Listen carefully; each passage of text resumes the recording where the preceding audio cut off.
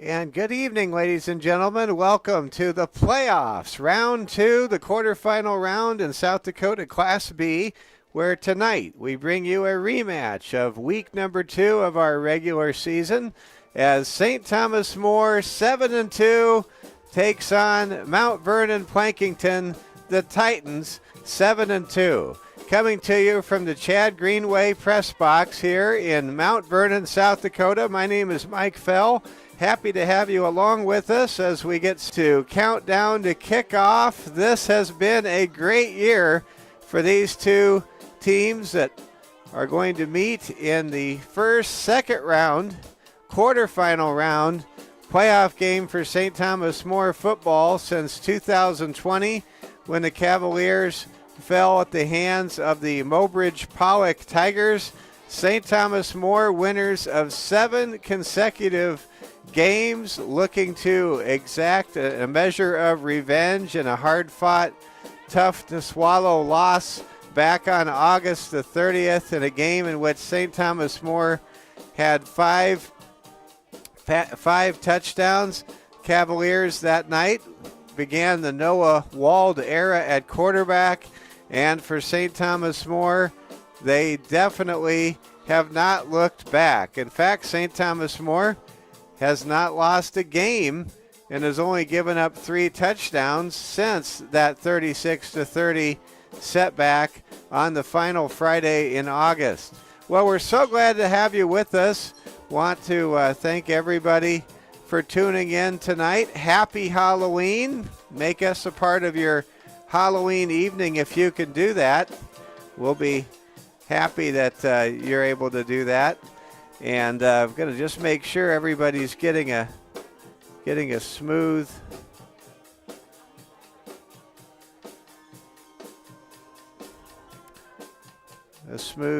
presentation. Might have to check what's called a bit rate here.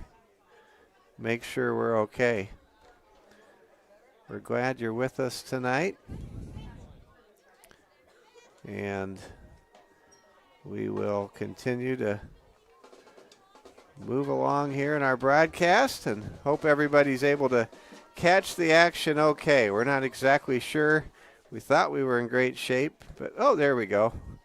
Now suddenly we look like we're in better shape than we were before. Okay, well, we're happy you're with us. It's the Titans and the Cavaliers. We are about 15 minutes away from kickoff. Let's talk about how these teams were able to get here. For St. Thomas More, last week they won their first road game in East River in 8 years, rolling to a 46-13 victory over the Groton area Tigers, a team that came into that game 6-2.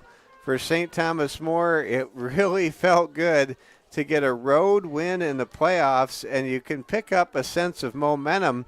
The Cavaliers very loose, ready to go. They had a good bus trip here, according to head coach Austin Hagan. I wasn't able to take the bus today as I was hosting Rapid City Morning News earlier on News Radio KOTA today, but I made it out here, and I'm just thrilled to be with all of you tonight. So the Cavaliers, they are really hitting on all cylinders. They had 5 consecutive shutouts until last week, but those points that they gave up were against a good Groton team, and it was after STM had a commanding lead in that game.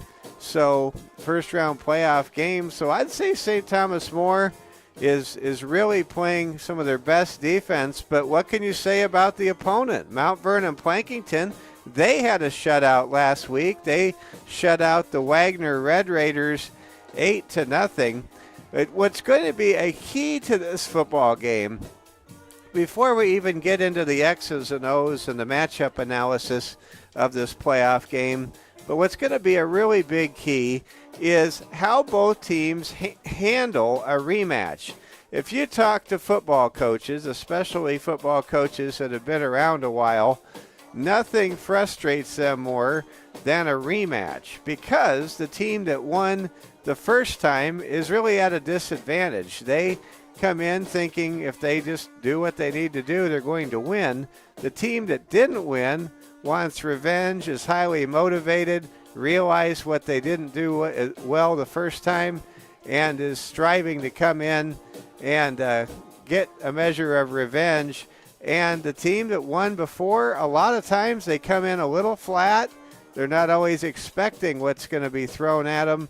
And rematches are really hard for the team that won the first time. And how is that evidenced for Mount Vernon Plankinton? Well, Exhibit A would be last week. So Mount Vernon Plankinton won here at home in Mount Vernon 8-0 over Wagner. But did you know back in week 4 of the season, Mount Vernon Plankinton played that same Wagner team and won 36-6 at Wagner. So a lot didn't change in terms of the teams, but what did change was you had a close game compared to a lopsided game in the rematch. So that's something to look at, something to consider, and we'll certainly have to keep stock of that. In terms of this matchup, I think a big key for St. Thomas More is going to be how they're able to attack the secondary. In talking to Titans folks in the Titans program, the coach Brent Olson, who is the father of quarterback Isaiah Olson, comes from a tremendous line of success and tradition at Winter High School. And Winter likes that traditional running the ball and doing the things that control and dictate the terms at the line of scrimmage. But the question is tonight, because Mount Vernon Plankinton did give up 30 points to St. Thomas More in their prior meeting. The question is, can the Cavaliers really make some hay, make some big chunk plays and some big touchdown plays through the air? St. Thomas More with Noah Wald at the controls has been absolute dynamite in the last 2 months in the passing game. And if St. Thomas More is able to get the passing game going to start tonight, it's going to put a lot of pressure on the run-first offense for Mount Vernon Plankinton. Easier said than done, but there's some speculation based on what we saw when these teams met in August that St. Thomas More may be in a good position to move the ball through the air and set up that offensive balance. Now let's talk about game circumstances. For St. Thomas More, when they can get the lead, they have been almost untouchable this year. If they can start fast. Last week, neither St. Thomas More nor Groton area were able to score in the first quarter. We'll have to see what happens tonight for St. Thomas More. If they can start fast, that forces the opponent, Mount Vernon Plankinton, perhaps to stretch their playbook a little bit and become maybe a little bit less power run and option run dimensional. We'll have to see what transpires, but for STM, a fast start would really make a difference on the road tonight here in the state quarterfinal round. I want to thank Security First Bank. They are the bank for you, and of course they are your flagship sponsor, your title sponsor on the Security First Bank Cavalier Sports Network. Let's take a moment here and pass along to show your school spirit with the Cavalier debit card. For every card produced, Security First Bank will donate $5 to St. Thomas More High School. Get yours today at Security First Bank, member FDIC. And invest in your future with a scholarship from Security First Bank. High school seniors wanting to continue your post-secondary education, apply today at securityfirstbank.com/scholarships. Security First Bank, member FDIC. Well, happy Halloween, everybody. My kids tonight are out at the community trick-or-treat out in Wyoming, and my oldest, Keith, he is Sonic, and my second oldest, Jasper, is a Teenage Mutant Ninja Turtle. The third oldest, Seth, is a pirate, and the newborn baby girl, Cosette, bless her heart, she is a pumpkin tonight for Halloween. All right, let's go ahead and take a look at the starting lineups for tonight's game. We'll start with Mount Vernon Plankinton on offense. On the offensive line, it's 240-pound senior tackle Luke Baker, 185-pound senior guard Jack Larsh, 290-pound senior center Aiden Novak. At guard, a 190-pound junior Camden Stahl, and also rounding out the offensive line for Mount Vernon Plankinton, a 6-foot, 200-pound senior Hagen Clam. The quarterback for Mount Vernon Plankinton is a great quarterback. He was instrumental in MVP's win over St. Thomas More back on August 30th. He made great decisions with the football. He did not turn the ball over very often, and he had the ability to run and make plays after the initial play was unavailable. Isaiah Olson, the starting senior quarterback, does not want this to be his last game, especially playing for his father, Brett Olson. In the backfield for MVP, it's 175-pound junior Riley Mayer.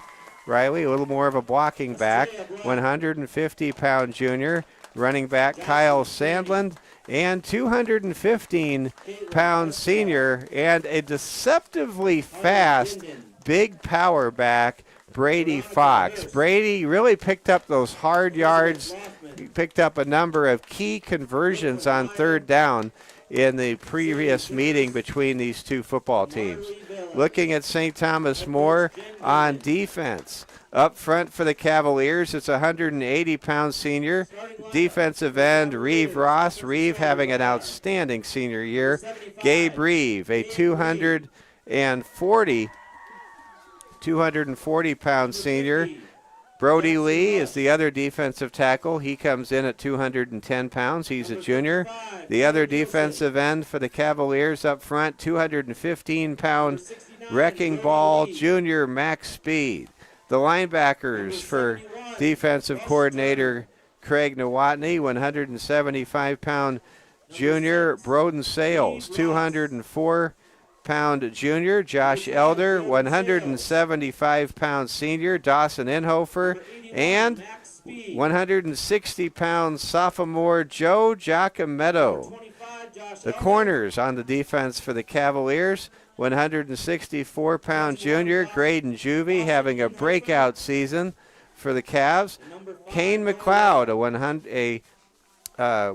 Kane McLeod is the junior corner, and the safety for the Cavaliers, 165-pound junior Ryan Negebauer. Let's look at what the lineups look like for STM when they have the football. It'll be Noah Wald starting at quarterback. Noah Wald, 7-1 as a starter. His only defeat was his career debut as a starter right here in Mount Vernon. You better believe as a competitor, Noah wants to win tonight. In the backfield, it's lightning quick Dawson Inhofer, equally quick and lightning fast Graydon Juvie, and the power back with the mustache, 204-pound junior Josh Elder. The receivers for St. Thomas More, 180-pound senior Reeve Ross and 175-pound junior Broden Sales. The tight end is absolutely a force, and in a game like this, expect to hear Max Speed called a number of times tonight. Up front also, when the Cavs like to go wide, they're going to be employing Ryan Negebauer in the passing game. And up front, at left tackle, Gabe Reeve. Left guard, Jackson Rush. Center, Cole Nielsen. Right guard, Marty Reeve. And the right tackle is Rush Turner. On defense for MVP up front. They will have Flam on the line along with Luke Baker, Aiden Novak, Camden Stahl. Aiden Novak at 290 pounds. He is a force. Linebackers are Fox, Mayer, Feisner, and Larsch. DBs are Olson, Nedved, and Sandland. And now we're going to get ready to turn our camera to the American flag as we honor and salute our wonderful nation. You're watching Security First Bank playoff coverage of the second round of the South Dakota Class B high school playoffs.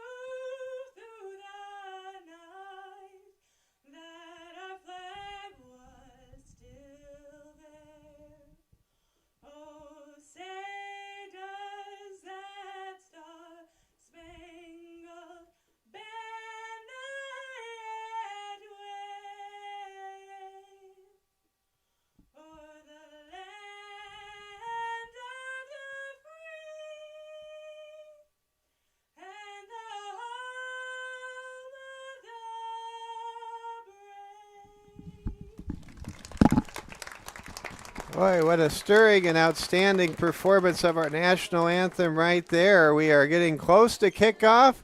Let's go ahead and take a quick look at the playoff pairings in South Dakota Class B tonight. St. Thomas More, the 11 seed, taking on the number 3 seed, Mount Vernon Plankinton. The winner of this game will advance, and this always happens. I always have my bracket with me until I need to look at it. We'll try to find it here, but most likely the winner of this game will be ticketed for winner next week, and we're at that point where there are only 8 teams remaining in Wyoming or at South Dakota Class B. Let's go ahead and give you a close-up here with the captains at midfield and the coin toss forthcoming. The Cavaliers, as the visiting team, will do the honors to call the ball when it's in the air. Call the coin when it's in the air. We'll see if the Cavaliers will defer if they win the toss or if they'll want the football. It looks as though the toss was won by Mount Vernon Plankinton. They have deferred, so St. Thomas More will begin the football game receiving the kickoff. Here we go. St. Thomas More and Mount Vernon Plankinton, part 2 in this 2024 season. The Titans beat the Cavaliers 36-30 back on August 30th. St. Thomas More and MVP in a rematch. These schools have met in state basketball a time or two, and this is going to be a lot of fun, and these two teams will play one another next year in Rapid City. So these teams will face each other at least 3 times in a 2-year period with this group of young men that you see on the field right here, right now. Let's see who can get off to the best start, who can set the physical tone at the point of attack, and who can score first. We have a great crowd on hand here in Mount Vernon. It's a great football town. They love their Titans, and it's great to see a lot of parents have made the trip and some fans from Rapid City tonight.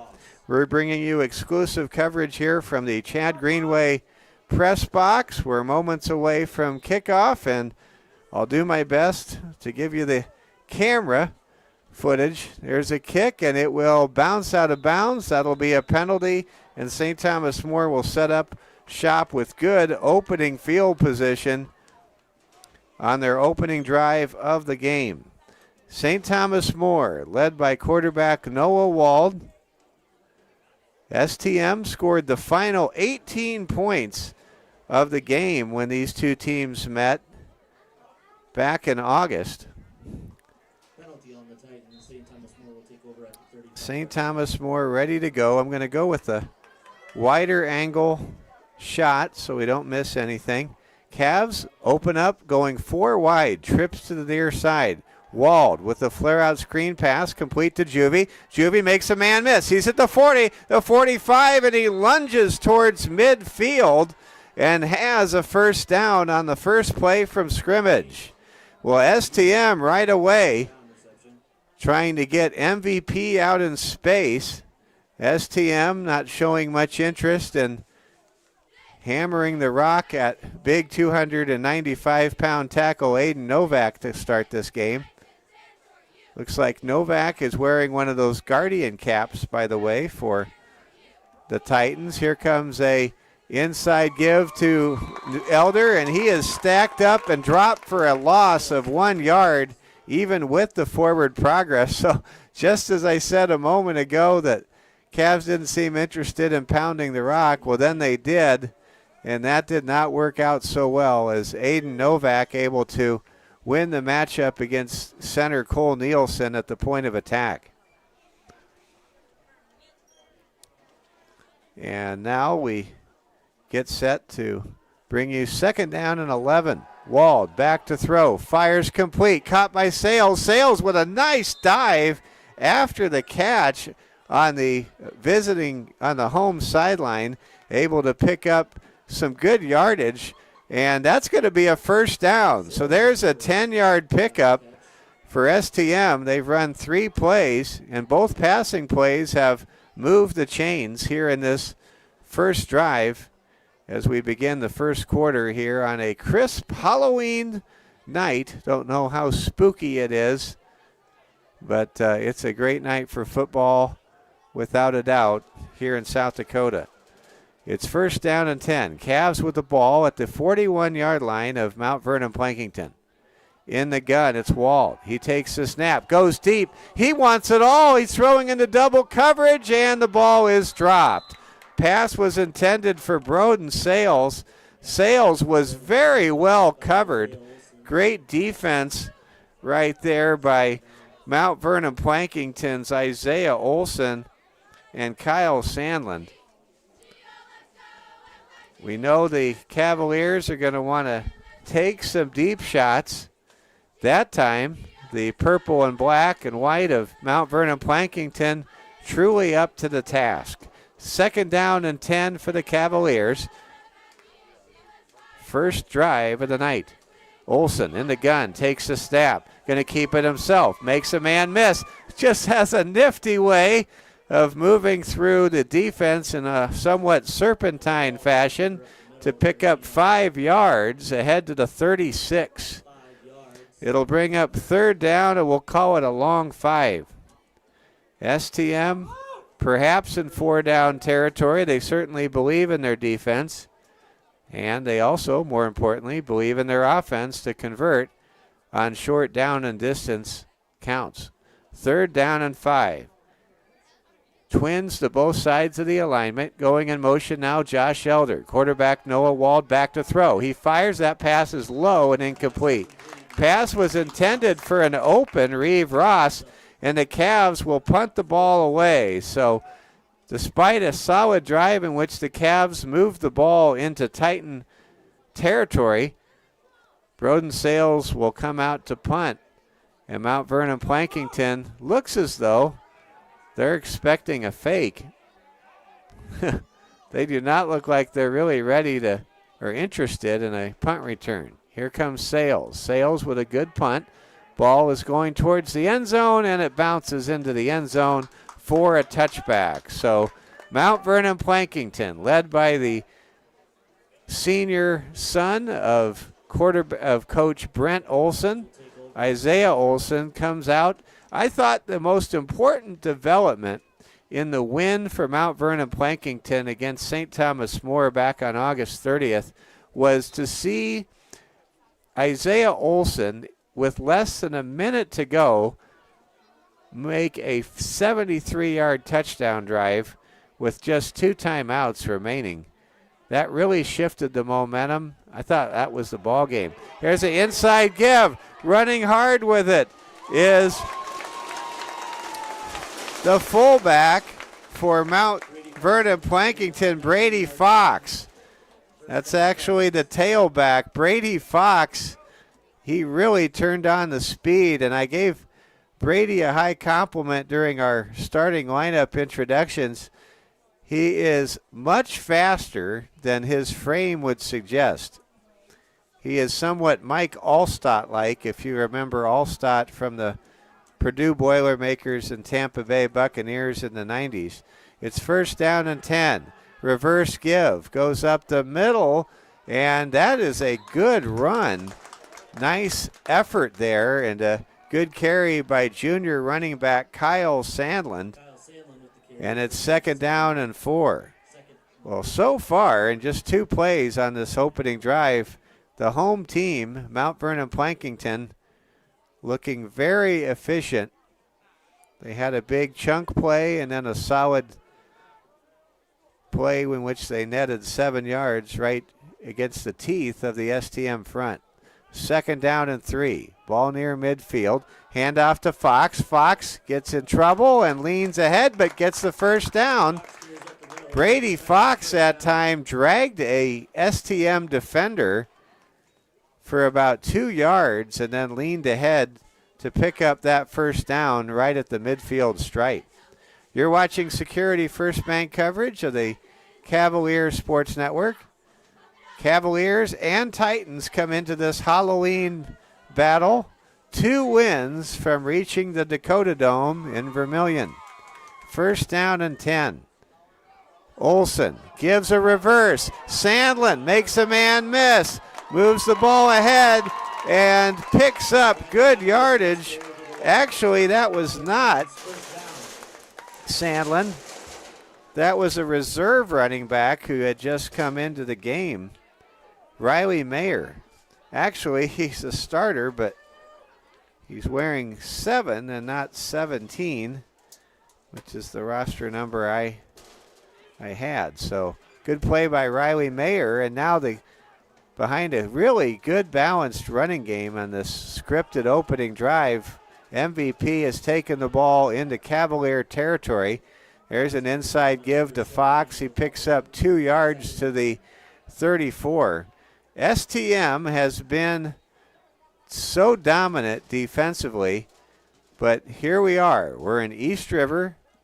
We're facing a team with a longtime coach from Winter, Brent Olson.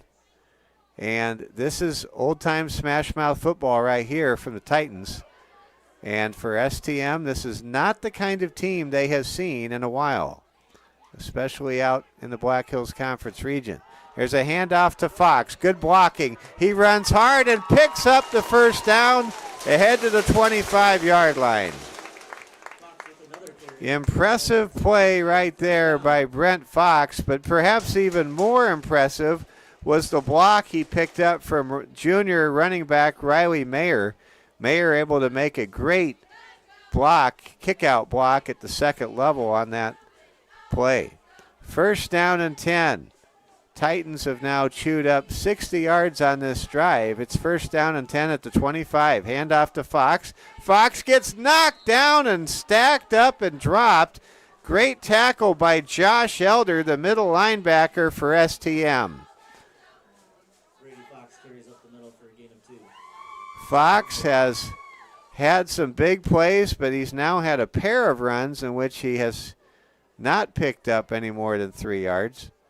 STM perhaps has to approach Brady Fox like an NFL defense would approach Derek /King Henry. In other words, don't let him get going downhill. If you can hit him low and hit him right away, you might have a better chance to hold him in check. There's a run up the middle by Fox, and another short gain of 2 brings up 3rd down and a longer 6 yards to convert here on 3rd down. No score, 5:07 to go. Very fast moving first quarter here on Halloween night. Hope you're all enjoying some candy tonight and the spirit of the fall Halloween season. 3rd down and 6. 2 men in the backfield. 1 man split to the left. Quarterback keeper Olsen. Olsen runs hard and gets the 1st down. That was a designed run by Isaiah Olsen, and he made a great play right there. I noted that when St. Thomas More went up against Isaiah Olsen last time, it seemed like Olsen, with his decision making, was always a step ahead of the defense that first time these teams met. 1st down and 10. Now the Titans are in the STM red zone. Here comes an inside give to Sandlin. Sandlin gets stacked up, and a flag comes in late. Let's see what this flag is all about. Hard to know who the penalty was against. The officials will convene in their striped conclave. We will see what the call is here.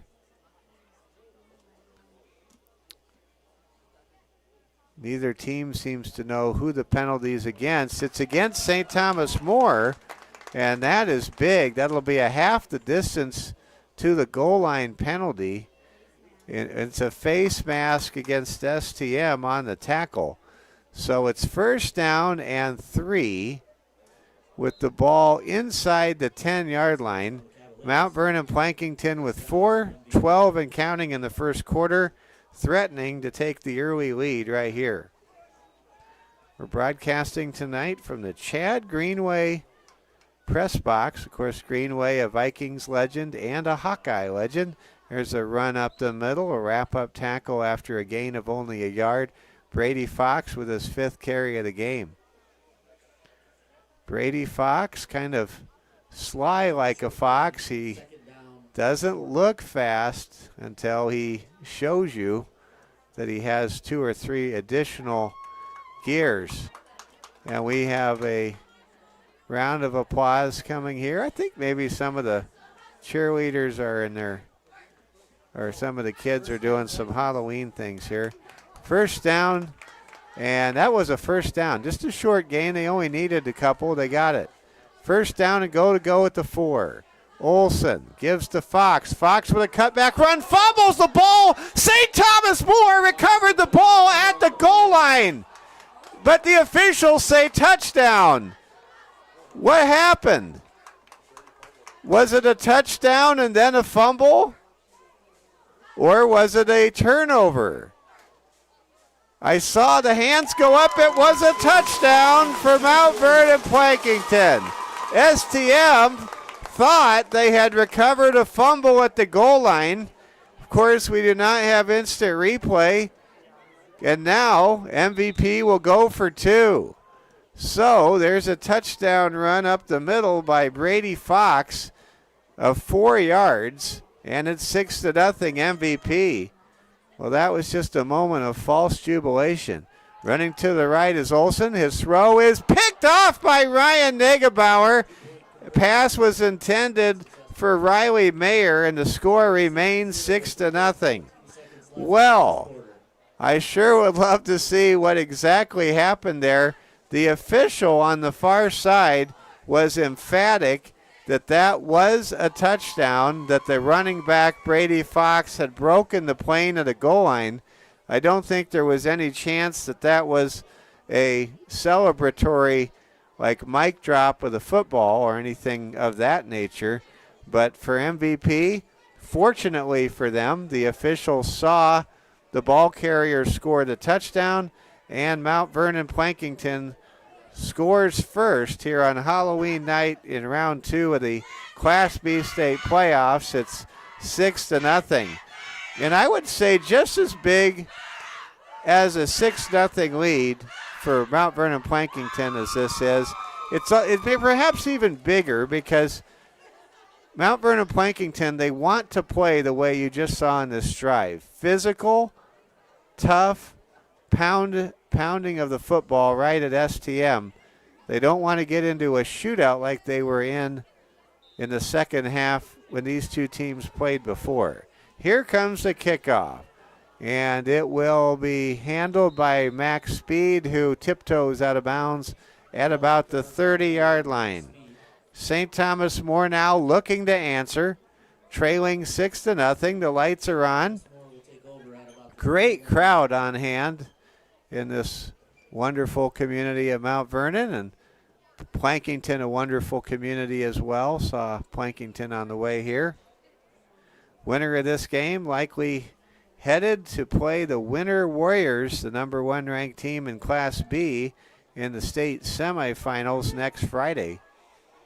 Big game. A lot on the line, and we're happy you're making us a part of your Halloween night. Here comes a run up the middle by Elder. He's loose. He's at the 50, the 40, the 30, the 20, the 10, and he's knocked off his pins at the 8-yard line. That is the biggest run of the year for Josh Elder in one of the biggest moments. Wow. Josh Elder bringing the A-Train with them here to East River tonight on Halloween, able to pick up 70 yards and take the ball all the way down to the MVP 9-yard line. Cavaliers line up. 3 wide. Wald gives the ball to Inhofer. Inhofer wants the edge, and he will score the touchdown, and we are tied at 6.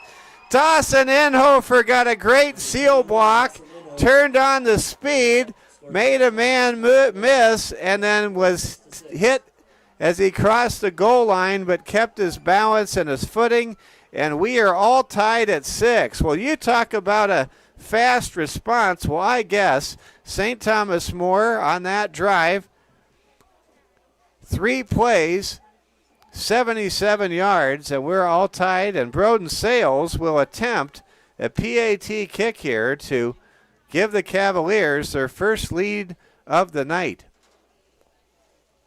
Negebauer to hold. Nielsen to snap. There's the snap, the hold, the kick, and it is good! St. Thomas More, 7.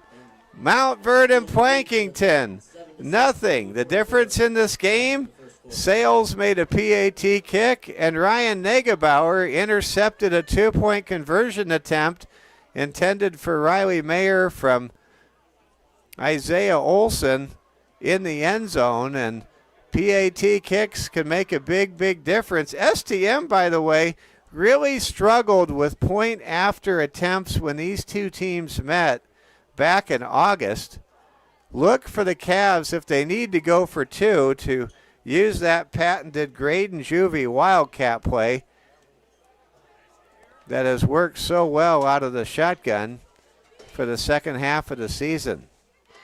Mike Fell with you on the Security First Bank Cavalier Sports Network. Happy Halloween. Hope you've had a good Halloween day, had some fun. And Halloween, a very unique holiday. Some people really get into it. I'm not one of those people, but I just love this time of year. And my little boys and were able to go ahead at the kitchen table and carve their pumpkins last night, and that was pretty cool. Here we go. The Cavs set to kick the ball left to right off the tee. St. Thomas More 7, Mount Vernon Plankinton 6. Winner of this game likely headed to winner for the Final Four next Friday.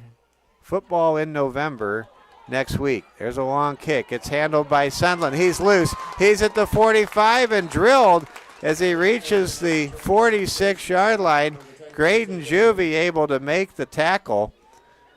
Well, that's great opening field position for the third drive tonight for Mount Vernon Plankinton. Check that. The second drive tonight for Mount Vernon Plankinton. Titans so far 1 for 1 with a touchdown when they have had the football.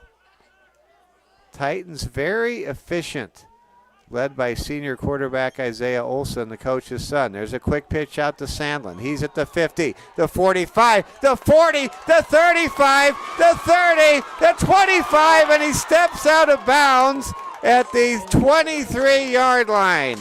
Kyle Sandlin with a marvelous run, and you can hear the home folks rattling some noise against the aluminum bleachers here on the grandstand on the north side of this stadium. Heroes Field in Mount Vernon. First down and 10 for Mount Vernon Plankinton, and with 2:27 to go in the first quarter and STM on top 7-6, I think it's safe to say we are in for a fun night of football. It's going to be great. Here comes Fox. He cuts it outside. Great tackle by St. Thomas More. Josh Elder just bringing the smack on that tackle. Josh Elder, whose long run as he patiently waited for an alley to appear on that last TD drive, was really instrumental in setting up Dawson Inhofer's game-tying touchdown scamper of 9 yards. Mount Vernon Plankinton, 2nd down and 6. They have the ball at the 19-yard line of STM. Here comes a reverse, and there's a stop. Staying home and making the play was Dawson Inhofer. Inhofer that time looked as though he knew exactly what was coming next, and many times these Cavalier defenders do, not just because Craig Nowotny is their defensive coordinator, but because this Cavalier team really spends time studying film in the Huddle software program, according to head coach Austin Hagan. 3rd down and 8 now for the Titans. Bunch formation, split to the right is one receiver. Olson rolls, fires over the middle, and the ball is caught. What a catch. A flag is down, and I think they're going to call roughing the passer, but maybe it's an offensive hold. Let's see what this call happens to be. Officials calling holding against Mount Vernon Plankinton. That can be a big drive buster. If you're wondering where Mount Vernon is, it's just north of I-90 and pretty close to Mitchell, home of the Corn Palace and other things. 3rd down and 17. Ball is at the 29-yard line of St. Thomas More. Back to throw Olson. He fires a screen pass, and it's broken up. Good defense there by STM. Reading that play and making the stop was Gabe Reeve. Gabe was cognizant of what was developing and made the recognition required to make the play. It's 4th down and long, expecting here the Titans to punt and maybe try to pin the Cavaliers deep in their own end. Well, we'll see what the Titans do. They're looking as though they're going to go for it. Fox is flanked to the right of quarterback Isaiah Olson. Olson takes the snap, runs to his right, and is sacked! Making the sack is senior Gabe Reeve, and look at the Cavaliers celebrate. Go crazy, Cavs, go crazy. St. Thomas More takes over on downs. 1st down and 10 at the 36-yard line here at Heroes Field on a perfect Halloween Thursday night.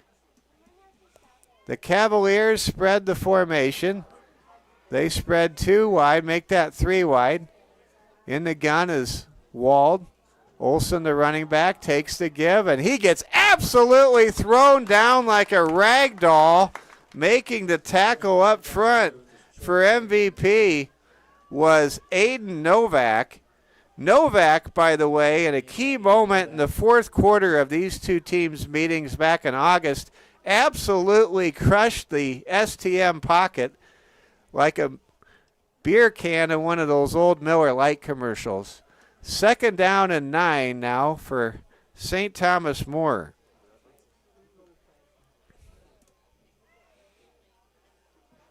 And that'll do it for the first quarter. At the end of 12 minutes of football on Halloween night, St. Thomas More 7, Mount Vernon Plankinton 6. We've got a good one for you tonight, and you're watching the Security First Bank Cavalier Sports Network. Security First Bank reminds you that they know the road to victory is never easy, but your insurance should be. At Security First Bank, at Security First Insurance, their dedicated and experienced agents are there to help protect the things that matter most. Security First Bank, a relationship you can depend on. Branch and Vine Mental Health Counseling Center and Strain Chiropractic, they are proud sponsors of our broadcast tonight. Also, Monument Health is the official sports athletic training partner of STM Athletics. Other great sponsors for STM include the Security First Bank broadcast, include Culver's Restaurants, Quinn Construction, Rapid City Shields, Watiki Water Park, Rosenbaum Signs, who did a great job with the wrap at inside the Security First Bank Cavalier Court of Champions. And Ruby Tuesdays, that's where the Cavaliers eat. And here we go. Cavaliers 2nd down and 10 to open the second quarter, leading by a point, 7-6. We have the makings of yet another thriller between these two evenly matched 7-2 ball clubs. There's a flare-out pass and a first down to Graydon Juvie. The Cavs move the chains. And if you look at St. Thomas More after the plays, you read the language. This team is fighting and they're loving every moment of this season. They are just playing football and having a blast doing it. And I can't tell you how significant that Josh Elder run and that touchdown from Dawson Inhofer were to answer a touchdown at home. Here comes a long throw, and it's nearly picked off. Noah Wald was going deep for Graydon Juvie. Check that for Reeve Ross. And in double coverage, the Titans really had that patrolled well. Kyle Sandlin was in the neighborhood, but unable to snare the interception. Cavaliers now with 4th down and 1. Wouldn't be surprised here to see Wald go for a QB sneak or Elder touch the football. 4th and 1 at the 46, and there's a bad snap and a turnover. St. Thomas More did not need that. And when the Cavaliers were looking for trick or treat, they just got trick right there, and that's a turnover.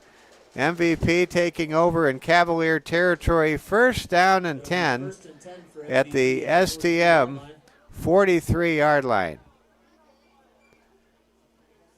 The Titans break the huddle, taking over, down by a point, starting with their best opening field position of the evening.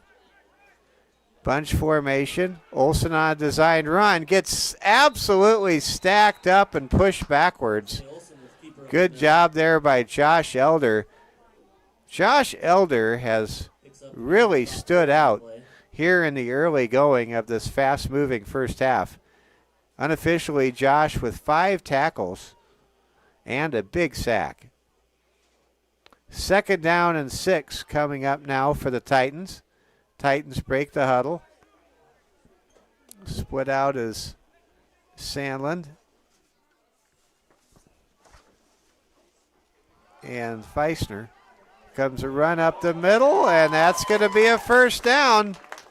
Mount Vernon Plankinton going to Big Brady Fox. Fox not only has the ability to move the pile, sometimes it seems as though Brady Fox is the pile. First down and 10 now for MVP. They have the ball at the St. Thomas More 32-yard line. So glad you're with us. Thank you for making us a part of your your Halloween holiday. First down and 10. Olson under center. Hands the ball to the running back, Fox, and Fox doesn't go down unless you force him down.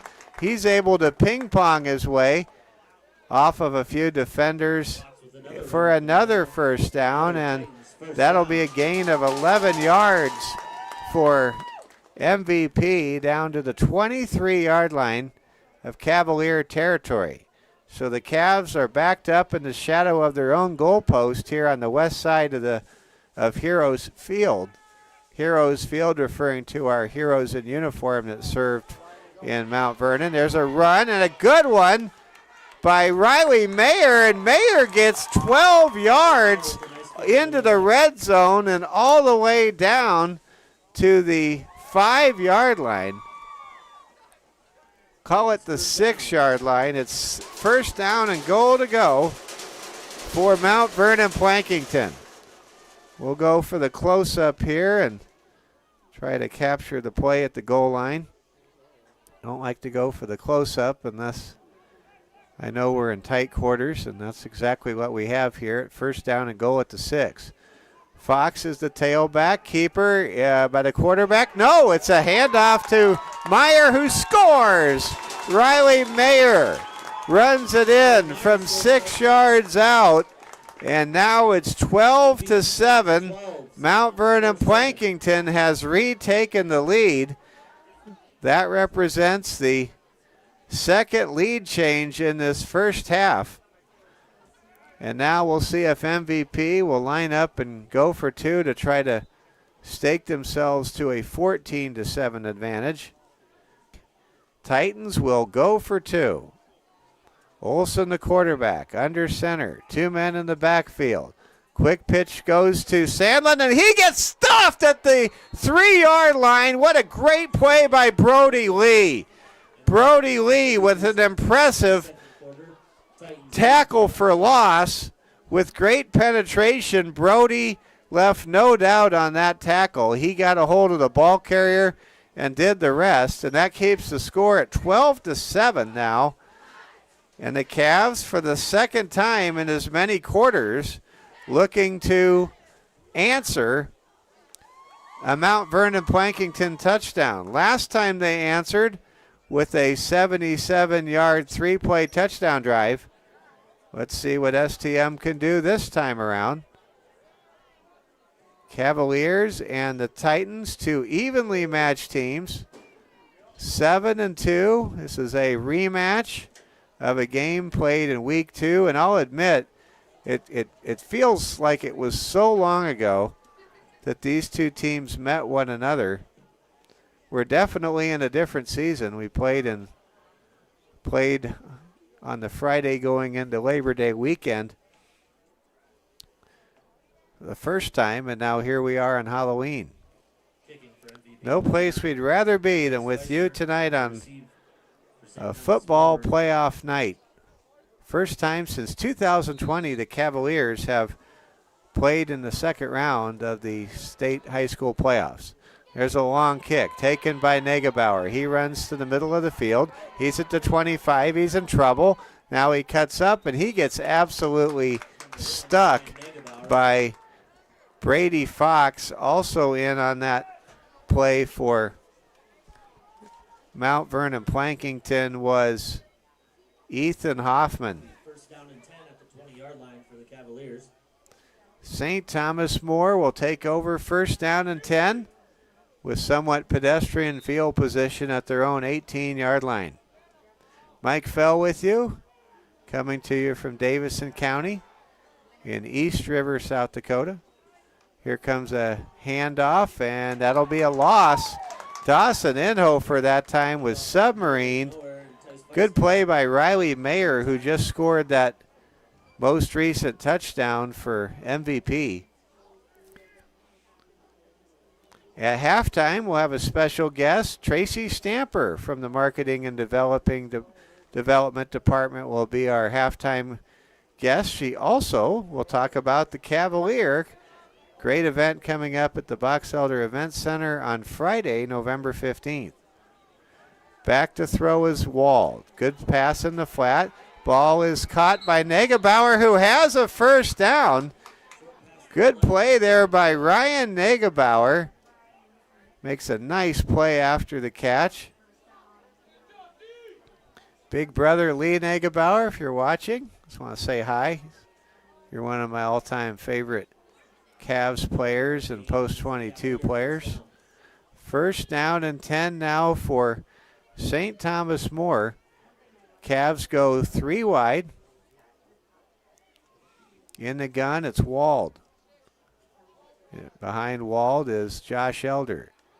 Elder will take a handoff. He's got a little bit of room, steps out of a tackle, lunges forward, and picks up 4 hard-earned yards. And those are the kind of plays that they don't impress in the scorebook, but they really make a difference. You cannot become a one-dimensional road team when you play an East River playoff game. At some point, in some way, you have to have a meaningful stake in what happens in the trenches to win a playoff game like this one. Second down and 6. In the gun, Olson. Olson, flare out pass to Negebauer, incomplete. Ryan Negebauer just saw that ball go beyond his outstretched fingers, and that will bring up third down and 6. And now Noah Wald goes to the sideline, gets the play from Coach Hagan. The Cavaliers, their most dynamic play is a play that they call bullets. They'll go to that bullets play at a time like this, but only if they get a 3-high safety look from the defense. Right now, the Titans are a 2-high safety set. Third down and 7. Back to throw Olson. Olson steps up in the pocket, decides to run, and he has the first down. Great play by Noah Wald. I don't know why I called him Olson. Great play there by Noah Wald. He improvised, and he showed right there that he is not a freshman anymore. Here on the road in Mount Vernon in the playoffs, he made a gutsy decision, and it was the right one, picking up 7 yards and a first down. 7:35 and counting here in the second quarter. Mount Vernon Plankinton leading 12-7. There's a run and a first down from Josh Elder. Elder gets up, gives the first down signal, move those chains. Chain gang getting a workout already in this first half for both offensive units. Cavaliers with 1st and 10 inside of Titan territory. It's a cold night now. We're inside. We were outside in Groton on the forklift. We're inside the same press box we were in back in August. Here comes a run by Elder. Elder refusing to go down, gets wrapped up, then the whistles stop things. And if you notice, the high school officials, they will not buy into that. Let's push the guys 5 yards ahead like you see in college or pro. Second down and 7. Officials quick to blow the whistle at the high school level when you see those rugby-looking scrum situations. Second down and 7. Wald in the gun, takes the snap, wants to throw, rolls to his left, fires complete to Negebauer. He's at the 30-25. He spins, still on his feet, dives to the 16-yard line. Ryan Negebauer, outstanding with the catch and outstanding with yards after the catch. A big yak play right there from junior Ryan Negebauer, number 1, a.k.a. numero uno. And now the Cavaliers have it first down and 10 in the red zone of Titan territory at the 16-yard line. Cavaliers will spread triplets to the right side. Juvie in the backfield. Hand off to Juvie. Juvie cuts it inside, tries to break it, and he is tackled by Riley Mayer, but not before he picks up 7 yards. down to the 9-yard line. And off to number 8, Juvie. Graydon Juvie, he has really had a complete season. He's a game breaker. And what I mean by that is he's the kind of player that can pick up an extra 10 yards or take it to the house with a house call when most players can't. In the gun, it's Noah Wald. Elder in the backfield. Cavs go 4 wide. Flare out pass is going to be caught by Juvie, and he scores the go-ahead touchdown for the Cavs. Noah Wald to Graydon Juvie. A 10-yard touchdown pass. And the Cavaliers have retaken the lead 13-12 here in Mount Vernon. What a great play that time in the passing game. STM went 4 wide. And without a doubt, Juvie knew exactly where that ball was going to be located. He got to the ball before the defender and did the rest. Here comes a PAT kick from Sales. Negebauer to hold. Low bad snap. The ball is loose. It'll be handled by Sales, and the PAT kick is unsuccessful. But the important thing, St. Thomas More back in front, 13-12 with 5:03 to go here in the quarterfinals of Class B 2012 football action. Man alive, what an exciting game we are able to bring you tonight on Halloween. Hope you're enjoying your Halloween evening. Maybe you're giving out candy and watching the game on your mobile device. And ladies and gentlemen, I have finally found, let's go ahead and give you a close-up of the Cavs here. Finally found the brackets for Class B. So St. Thomas More, the 11 seed, the lowest remaining seed in the South Dakota Class B field, leading right now 13-12 here in Mount Vernon. They will play the winner of Winter versus Woonsocket Wessington Springs Sanborn Central. If St. Thomas More wins this game, they would have to play on the road, as both Woonsocket Wessington Springs Sanborn Central and Winter are higher seeds in the field. That's a look at the brackets, at least the STM side of the bracket. Here comes a long kick, going to be handled by MVP. Sandlin has it, running hard, gets stacked up and gang tackled at the 38, and gives some points to Kyle Sandlin for Mount Vernon Plankinton. He showed courage. He ran right at the STM coverage unit, knowing what was likely in store for him, but also knowing that the best way to get the most yards is to follow a straight line. First down and 10 for MVP. Titans go one receiver to each side of the set. Jumbo formation, 2-end tight. Here's a reverse handoff to Mayer. Mayer steps out of a tackle, leans ahead, and he's finally stacked up. And we are starting to see St. Thomas More get a sense of recognition and timing, especially on these misdirection reverses. The Titans running a derivative of the old wing T, and STM handling things better as this game goes along. Second down and 4. Jumbo backfield. Handoff to Brady Fox. Fox going to get stacked up and tackled for a short gain out to the 46-yard line. It's third down and 2. Brady Fox, the leading rusher for Mount Vernon Plankinton. I just had a crazy thought go through my mind. I haven't seen the video or the song in a long time. And it's like a Halloween song about what does the fox say. Anyway. Oh, I don't know how that popped in my mind on Halloween. 3rd down and 2.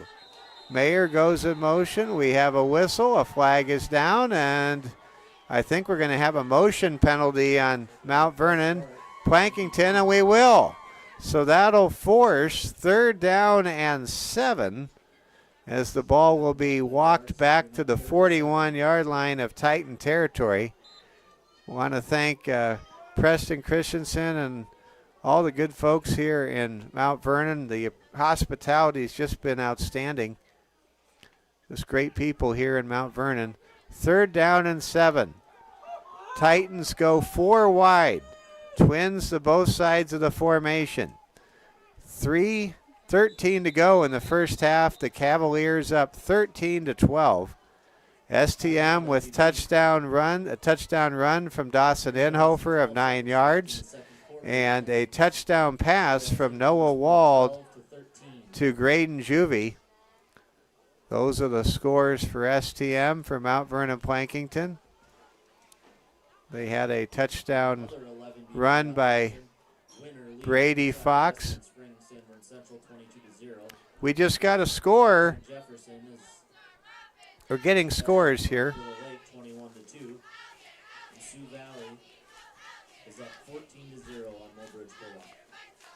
Okay, we have scores from the other quarterfinal games in progress. Sioux Valley up big over Mobridge Pollock right now. Oh, thank you. Sioux Valley up 14-0 with 9 minutes to go in the second quarter. Elk Point Jefferson all over Clark Willow Lake 21-2. And Winter leading the Woonsocket Wessington Springs Sanborn Central team 22-0. The only close game is right now here at Heroes Field. And here comes 3rd and 7. Flare out pass by Olson is complete for a first down. Great pass from Isaiah Olson to the wide receiver coming across the tight end, Tice Feisner, who came across the middle of the field, took a shot and held on. And it's 1st down and 10 for Mount Vernon Plankinton. Mike Fell with you here on Halloween night. All of the favored teams are winning except this game, where the 11-seed St. Thomas More Cavaliers are on top of the 3-seed MVP Titans 13-12. You almost get the sense that this game not only will go 4 quarters, it may very well come down to who has the ball at the end. 2nd down and 9. Titans spread the alignment. They split out a receiver to the near side. Quick pitch goes to Sandlin. Sandlin gets tackled from behind, but not before he picks up 4 yards down to the 45. Now, time becoming a consideration. We have just crossed the 2-minute warning threshold. Clock, of course, does not stop in high school football on a 2-minute warning. 3rd down and 5. Both of these teams just physically challenging one another on both sides of the ball, and almost everybody on this field plays both ways. This is a good old-time football game. Here comes a double reverse, and that's trouble for STM. Sandlin's at the 30, the 20, the 10, touchdown MVP. The Titans retake the lead. A delayed and deceptive double reverse pitch to Kyle Sandlin results in a 47-yard touchdown run. The entire north side of the football field was open for Kyle Sandlin to turn on the gas, and he did. And that makes it a 18-13 score, and now MVP will try for a 3rd time to go for 2, and this time get up by 7. Isaiah Olson gives a pitch, and there's the running back, and he takes it in. Good play by Kyle Sandland, who had the 47-yard touchdown run on the double reverse. One of the things about that jumbo type package with the wing T derivative is that you're able to move the ball in the backfield without the defense seeing the transfer of possession. And I think that was very consequential on that 47-yard touchdown run by Kyle Sandlin. I don't think any of the linebackers or defensive backs for St. Thomas More even saw Riley Mayer give the ball to Kyle Sandlin, who had a good angle to bust out of that congested backfield. Mercy, what a play for MVP. It's MVP 20, STM 13, still a minute 22 remaining in the first half. We'll see if the Cavaliers can respond. They have enough time to do something. I believe they still have all three of their timeouts in the tank. Now here comes the kickoff for MVP. 20-13 our score. There's a squib kick, and it'll be taken at the 30. Kneeling down. In fact, genuflecting like they're at the cathedral is the return man. A reminder that tomorrow is a holy day of obligation. It's All Saints Day tomorrow. Is your favorite saint St. Thomas More? I know it is for many people. I've always been partial to St. Francis of Assisi. Many love St. Mother Teresa. We all have our favorite saints, and then some of you out there may just be New Orleans Saints fans. First down and 10. Back to throw, Wald. Throw in the flat will be caught by Broden Sales, who picks up 16 yards and gets the ball into MVP territory and stops the clock. 74 seconds remaining here in the first half in a 7-point game. Cavs trying to drive the field quickly. This somewhat reminiscent of the sequence that we had at the end of the first meeting between these two teams when Isaiah Olson was able to drive the Titans late in the first half into the end zone. Wald runs out of trouble, and he gets tripped up and then hit twice. No flags. That'll be a gain of 3. I really like there was no flag thrown. If college, they probably would have thrown the flag. In the NFL, I know they would have. We've got a whistle, and there's going to be a timeout. That time, MVP was a little bit disheveled in their substitution package, and give credit to head coach Brent Olson for calling a timeout and regrouping his defense. When you're playing an explosive and quick team like STM, if you're not sure what you're doing, that can be trouble with a capital T. 20-13 the score, 54 seconds to go in the first half. You're watching Halloween night coverage of the second round of the South Dakota Class B football playoffs. St. Thomas More trailing 20-13.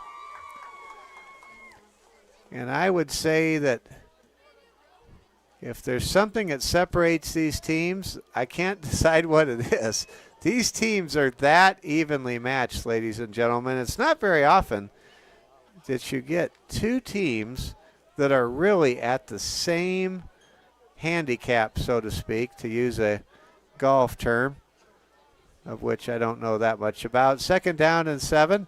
Back to throw is Wald. Wald fires over the middle. The pass is incomplete. Could have been holding on that play called against STM, and I think the Cavaliers maybe caught a break there. I saw the lineman with a handful of jersey on the pass rusher for MVP, but no flag. 49 seconds remaining here in the first half. Third down and 7 coming up. Cavs with the ball at the Titan 46-yard line. 3rd and 8. Wald in the gun. In motion, Ryan Negebauer. Wald takes the snap. Rolls to his right. Gets protection. Fires, and it's caught for a first down by Ryan Negebauer down at the 32-yard line. That stops the clock as they move the chains. 44 seconds to go. The Cavaliers still with 2 timeouts remaining, so they can use the entire field, and they call a timeout here. St. Thomas More with a very important possession, and remember, Mount Vernon Plankinton won the coin toss and deferred to the second half. So the Cavaliers have to give the ball back to Mount Vernon Plankinton on the opening kickoff of the second half. So that underscores the importance of the next 44 seconds, with St. Thomas More having first down and 10 at the 33 of the purple, black, and white of Mount Vernon Plankinton. This is a big drive. STM down 20-13 against the number 4 ranked team in the state according to the KELOLAND statewide media poll. STM on the move. Cavs go 5 wide for the first time tonight. Empty backfield. Back to throw Wald. Wald fires and the ball is caught. No, it's not. Max Speed went for the ball and he got separated from the ball from behind by Paxton Nedved. What a play by Paxton, and that was all timing. He got there right when the ball did, and that's textbook defensive secondary play for MVP. 2nd down and 10. STM spreads 5 wide yet again. Wald, empty backfield. Back to throw. Fires in the flat, and it's caught by Broden Sales for a short gain to the 26-yard line. In talking to Austin Hagan before one of the games recently, I asked him at what point does St. Thomas More enter Broden Sales' field goal range, and he said if they get the ball inside the 20, that's a comfortable spot. STM wants 7, not 3, but everything counts in a game like this one. Wald back to throw all day. Fires over the middle, and it's caught by Max Speed for the touchdown!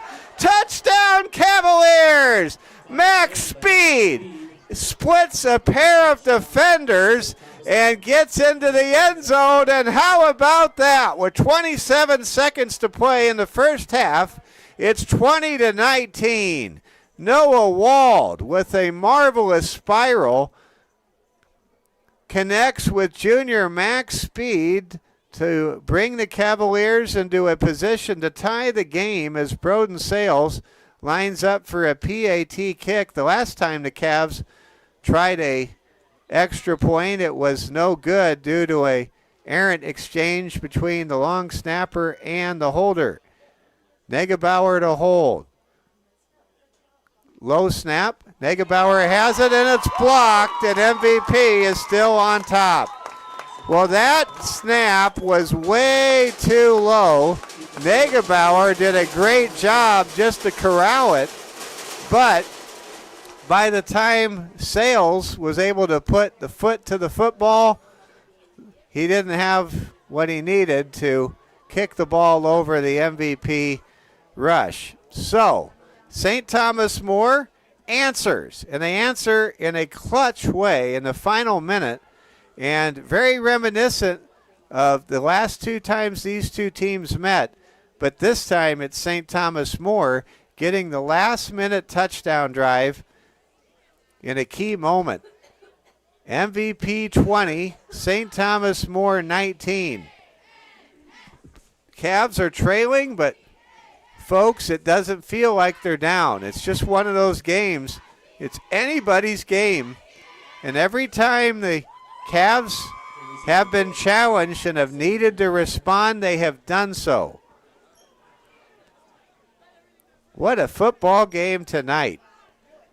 I've been excited about this game for a full week now, and needless to say, this game is exceeding even my loftiest expectations. Here comes the kickoff for Mount Vernon Plankinton, or for STM. MVP set to return. MVP will start as the team receiving the opening kickoff of the second half. We may see the Titans just take their 20-19 advantage into the locker room. Here comes an onside kick. STM says they have it. Do they? Coach Hagan says it's STM's ball. I don't know that the ball went 10 yards. No, it did not. It was handled at the 9-yard mark, and you could clearly see that from our vantage point here at the 50-yard line inside the Chad Greenway press box. So that gives marvelous field position to Isaiah Olson and the Titans, who still have a timeout left. Check that. I think they're out of timeouts. Titans go 4 wide, spreading the entire horizontal look here. Here comes a fake reverse. Mayer has it at the 45, the 40, and he runs out of bounds. And that will stop the clock at 19 seconds. And now, suddenly, MVP making STM sweat a little bit after their onside kick attempt at midfield came up empty. It's first down and 10 for the Titans at the 34-yard line of St. Thomas More High School. Stay tuned to halftime. Tracy Stamper will be our halftime guest. Here comes a quick pitch, and it's going to be a late pitch. STM takes the angle. There's an open field tackle by Broden Sales, and it looks like MVP still has a timeout with 12 seconds to go. So I thought MVP was out of timeouts. They were not. So now it's second down and 10 for the Titans. They are definitely on the outer edge of field goal range. From where the ball is situated, it would be about a 47-yard field goal. So we would expect MVP to go for maybe a big play here. What a game. What a night. What a special playoff presentation we have for you tonight on the Security First Bank Cavalier Sports Network. Right now in other games in Class B state football action, Sioux Valley rolling over Mobridge Pollock. Elk Point Jefferson blowing out Clark Willow Lake. And winner all over Woonsocket, Wessington Springs, Sanborn Central. The only close game is the game you're watching here in the Class B state playoffs. Second down and 10. In the gun, it's Isaiah Olson. Olson, the quarterback, rolls to his left, waits for his receivers to get deep. And now he's going to get sacked. Great play that time by STM's Max Speed. And that will likely end the half, and it will. Well, St. Thomas More has played a great first half in the opening 24 minutes, and Mount Vernon Plankinton has played an even better first half. It is 20 for Mount Vernon Plankinton, 19 for your St. Thomas More Cavaliers. And we'll get ready to talk to Tracy Stamper here at the halftime intermission. We'll follow the Cavs towards the end zone and let you get a close-up of Coach Hagan and the boys as they get their halftime adjustments here. And we'll go ahead now and let's talk to Tracy Stamper. Tracy, you are definitely someone that's always fun to talk to, and usually we don't get a chance to talk to you because you have your cheer team that you're giving coaching to or instructions to. And so, first of all, tell us about how the cheer team did at state. Oh, they were so awesome, Mike. I couldn't even have expressed, if you were to ask in July, Tracy, how do you think the season's going to end? This was never the way. And that's not to be disrespectful to the ladies. It was just from where we were in the summertime to where they ended was so amazing to see. I mean, so blessed, so honored to be able to coach these group of kids is the why I do it. Like their grit, their tenacity, their work ethic, it's just unmatchable. And you have to have that in this sport. This sport's not for the faint of heart. I mean, you are relying on each other to throw people in the air and try and catch them. Yeah. And you wouldn't get me doing that. well, you're welcome to come give it a try, Mike. Not a problem. I haven't even gone to the local mosh pit or any sort of I haven't even seen a Viper Fury concert to see something like that. But anyway. Yes. But it is a challenging sport, and I challenge anybody that disagrees with me. Let's have a conversation, because these kids are strong mentally and physically, and like I said, they have just come so far, but it was because of their dedication, their work ethic that got them there. It really was, because coaching only goes so far. Well, and yet, that being said, it's probably seasons, I could just get the sense in talking with you here, Tracy, it's seasons like this that keep you coming back as a coach, because it's great to see the improvement. It sure is, and it's fun to see new people. We've gotten 4 new gals that started, 2 7th graders, a sophomore and a senior, and to see them grow and blossom and see the self-confidence that they've gained that this sport gives you, especially as women, it's just amazing. And I love seeing these young kids blossom. And then sometimes what happens is this sport really grabs you, and it doesn't let go of you because of the emotional connection that you have with it, the feeling of accomplishment after you've done such a good performance. It makes you want to come back for more and more and more. And same as a coach. Yeah. Like it's like not every year ends like this, and not every year is like this.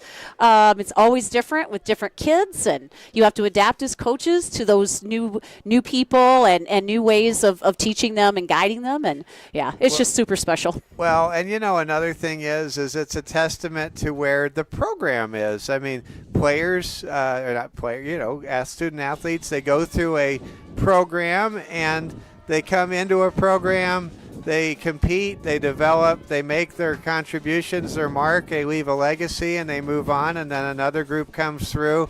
When you have seasons like this, it just shows that the program and where the intangibles are is in a good place. Yeah, and we have a lot of people, a lot of support. I mean, our athletic director who's out there coaching our defense, Craig Nowotny, he has been a great supporter of our sport when he didn't necessarily have to, because cheer isn't one that's at the top of the list of what is this? Like, I need to go see this. Like, some people went to our competition on Friday last week, and they were like, I don't know what I watched, but I thought it was super cool. I'm like, yep.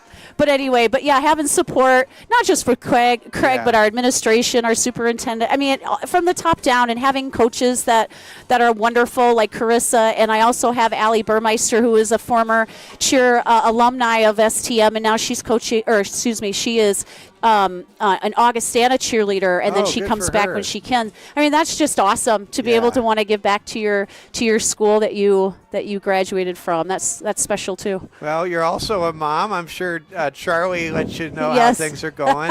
She sure does. She let me. She was keeping me up to date last week on the Ohio game. Oh, that was a nail biter. They almost pulled it off. Nebraska did, but they didn't. Almost did. Wah wah. Oh well. So let's talk about a great event coming up. The Cavalier. It's coming up on Friday, November 15th. That's just about 2 weeks from tomorrow, actually. I love the Cavalier. It's so special whenever all of us get together for one night and celebrate and support the Rapid City Catholic school system. Yeah, you're absolutely right, Mike. It is a big event. It's our largest fundraiser that we do at the school, that we just try to get as much involvement as we can. Get together, fellowship. The bishop comes, the sisters, the fathers around the area. The priests, I should say, around our area, and it's just fun to have that fellowship with one another, and all have that kind of that same goal as to how do we improve our school, how do we make our school better, how do we get our teachers paid more. The list is long, and so this is one night that we really try to focus on how do we best improve our school, and how do we come together to do that.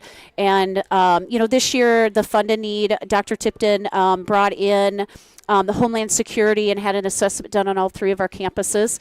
And so there's some improvements there in regards to safety. How do we keep our kids safe, right? That is a really big deal. Well, already I know we had to ask our technical director, Braden Strain, to navigate us around an internal firewall upgrade. I mean, even the IT system's been upgraded. Yes, absolutely. And so that's like we talked about, safety is such a big deal, keeping our kids safe. So that was the focus this year for the Fund a Need, is try to get those things improved, and just make our kids a safe environment for all. It is just going to be a lot of fun. Jeff Kingsbury, a close friend of mine, who I met at the Cavalier last year, he's excited to be involved, and he was our auctioneer. He's so much fun. He is. He makes the event super fun. He does. He really gets into it. He's a theater man at heart, which is, I was a theater gal at heart, so I just love his enthusiasm and the way he gets the crowd. Do you know what his secret talent is? What's his secret talent? He has an undefeated record as a campaign manager. He's the most brilliant campaign manager I think I've ever been around. Wow. Yeah. Wow. So there's a little secret superpower he's you got. Want to get elected?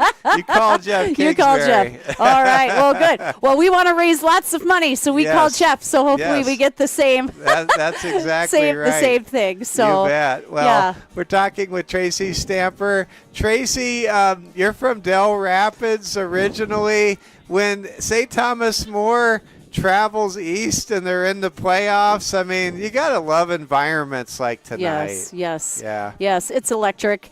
They're playing really good tonight. I hope we can pull this off. I firmly believe they can. We've got such a great group of football players out there. They're fun to watch. They're exciting. Anyway, yeah. I'll tell you what I'm thinking. This is the Road Warrior year. Look out. Next year, I don't think we have to leave the Cavaliers field. I think this team has a great chance to just nail down home field advantage in the playoffs, at least to the semifinal round. I mean, I think STM is next year going to be unbelievably good. Yeah, and even this year, Mike, I think we're under the radar. Oh, totally. I don't think some people saw us coming, including Groton last week. I really didn't think they saw us coming. No, I don't think. And that's okay. That's a good place to be. It's a great place to be. And I'll tell you what it reminds me of as we're getting ready to play the second half. St. Thomas More trailing 20-19. And MVP, not for long, Mike. Not for long. Not for long. MVP to receive the starting kickoff of the second half when we resume. But this kind of reminds me of the. I was going to show the ring. The Lady Cavs basketball team 3 years ago. When you look back at that team that had Gabby Robbins and Reese Ross and Jada Molman and McKenna Jacobson. That was a fun and year. Scarlett Grimshaw. Well, you had those two great senior leaders with Emma Bloom and Marin Duffy, and the Lady Cavs went to Brookings that year as the 5 seed. Yes. They were totally under the radar. Totally Nobody under the radar. was talking No. title, and the Cavs won the whole thing. Yeah, we put on that defensive pressure, and that was something remarkable to watch. Like, I don't know. All the momentum was on our side. I don't know what happened. What Cannelon was doing, man. What magic he was working. But, man, there was nobody that was going to beat us. Yeah, I think it was a combination. Looking back, I think it just all came together, and that's what happens in tournament play and championship runs. But that's what we're watching here. The point is that 21-22 Lady Cavalier 5 seed basketball team reminds me of this 11 seed football team because they're flying. They're playing great coming in. If you remember the Lady Cavs, they didn't drop a game after they came East River in the middle of January, but they had 3 losses, and a lot of people just kind of wrote them off. Yep. And, for STM tonight, this game kind of feels a little bit like the Lady Cavs game against Lakota Tech in the first round of that game in the tournament. So, junior teams with juniors are really dangerous because when you get to the end of the season, they're not seniors, but they're not juniors anymore. They're something else. And a little maturity. Yeah, they're juniors. I don't know what you call them. That's a good one. But I mean, that's what you have. So I think St. Thomas More, that's going to be a lot of fun to see what happens in the second half. One thing's for sure, you get worn out just trying to keep up with the speed of St. Thomas More's offense, and you wonder, we saw this with the last time these two teams played when STM scored the final 18 points of the game. You wonder if STM at some point can just break things open in the passing game with big play or running game with big play after big play. And maybe it'll be enough. I can't wait for the second half. Oh, me either. It's going to be exciting. I think it'll be a dogfight to the end. Like you were saying, the scores around the 11B were all pretty much blowouts at this point of the game. That could change. You just never know. You never know, but usually it doesn't. Usually it's kind of sets the tone for the rest of the game. And we're set for a good second half, and really excited when we come out the winners. Yeah, let's go. I love the optimism, and we all believe. We've seen this Cavalier team come so far since the first time that they came here. We all believe in them, and there's always got to be a little magic on Halloween night, right? It's absolutely. Halloween. It's Halloween. Yeah. And you were talking about the Saints. The Saints, which one's looking down on for you? Your favorite saint? You said was St. Francis of Assisi. Yep. There was something about St. Francis of Assisi, the patron saint of animals. Yeah. I don't know. When I was a kid, I thought that was so cool that there was a patron saint of animals. Yeah, I'm with you. That's one of my favorite too. Yeah. So, and then good. Who's your favorite pope? I bet we have the same favorite pope. Probably Pope John Paul. Yeah, mine too. Yes. Mine too. That's I've never met anybody that says, "Oh, Pope Benedict was my favorite." I mean, I just haven't. Usually that just doesn't happen. Doesn't pop up very often, or the Pope who sadly was only Pope for a month. Yes. Yes. Nobody seems to ever mention those popes. The poor guy.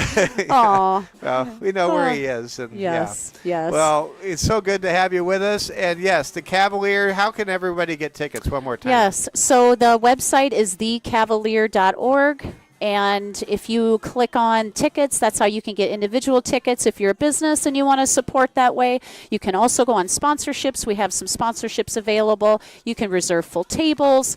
And when in doubt, you can just contact me, and I will help you out. All right. Tracy, thanks for being here. Of Congratulations course. Thank you. on your Lady Cavs competitive cheer team season. Appreciate it. And thanks for all you're doing in front of the scenes and behind the scenes for the Rapid City Catholic school system. It's truly appreciated. Well, it's my pleasure, Mike, and thank you for all you do, Mike. Coming to all these games. You're a hoot to listen to, man. You're a hoot. And I might even have to put my East River. You're super duper, Mike. Oh, there we go. You're like Kool-Aid and bars. Hey, you know what I actually said in a recent promo on the radio? I couldn't help myself, but I actually did my imitation of Margie in the movie Fargo, and I just said, "Are you sure? Are you sure?" There you go. Yeah, it seems. I don't know. When you grow up East River, Minnesota, North Dakota, it just seems to come right back really fast. I don't know if I should have a slight Northern Plains dialect where I'll say boost.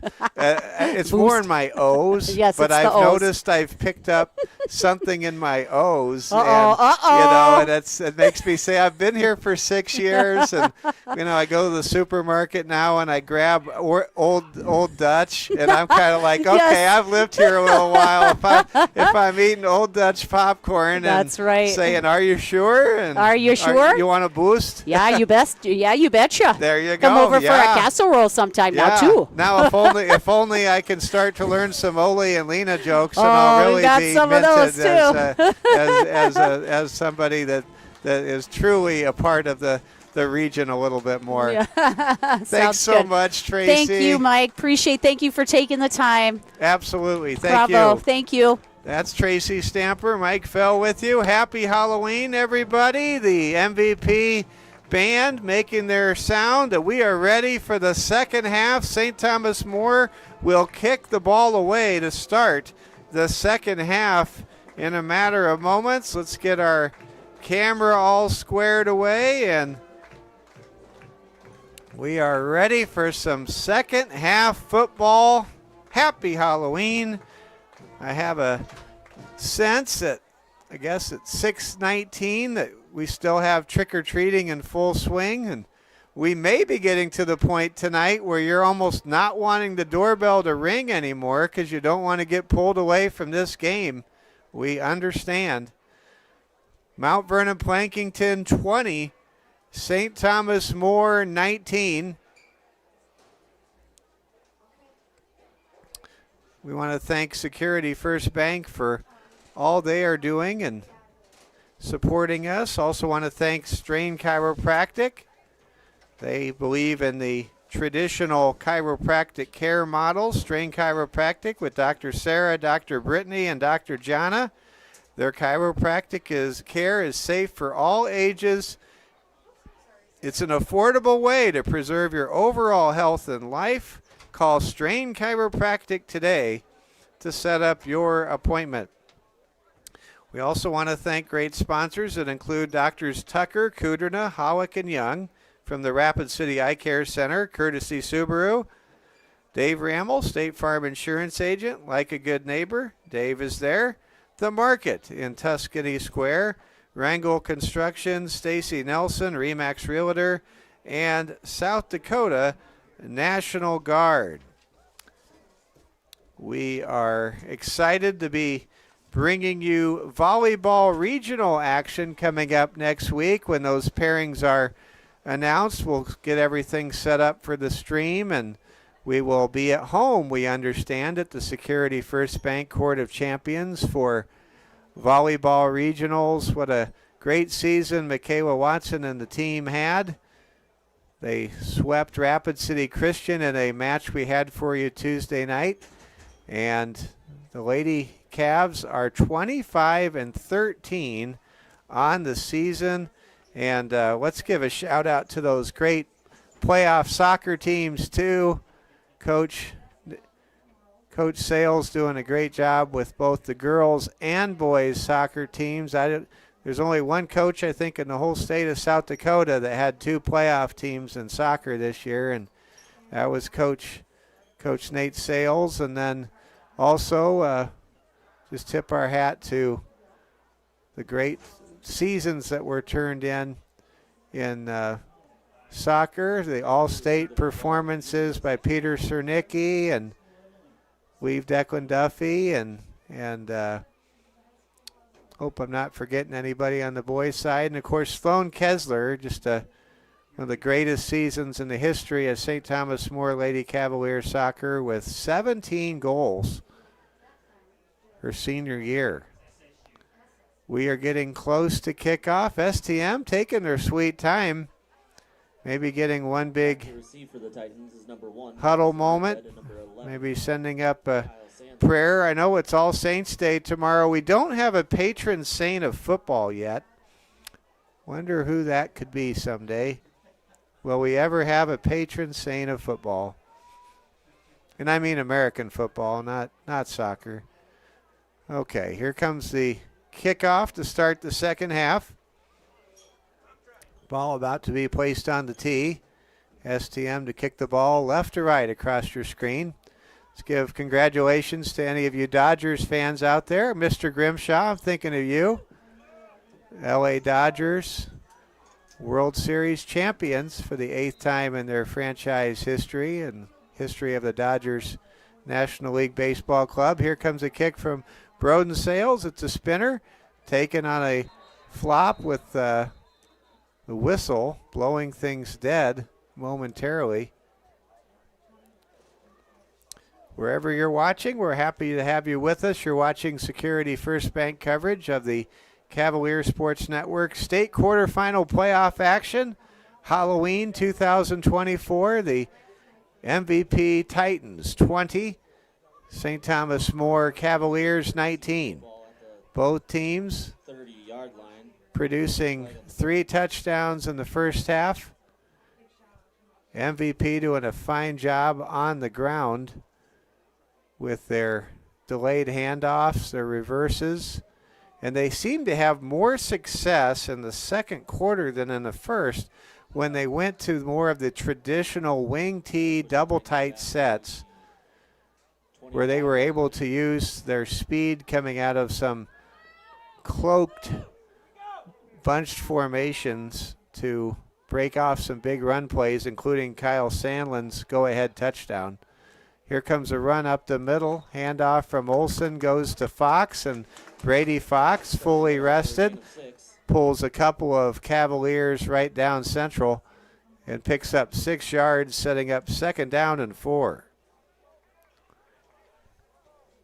My kids for Halloween tonight: Sonic, a pumpkin, a pirate, and a teenage mutant ninja turtle. 2nd down and 3. Quick pitch goes to Kyle Sandlin. He's going to be dropped and pushed back. Josh Elder making a great play. Max Speed also in the vicinity, along with Gabe Reeve.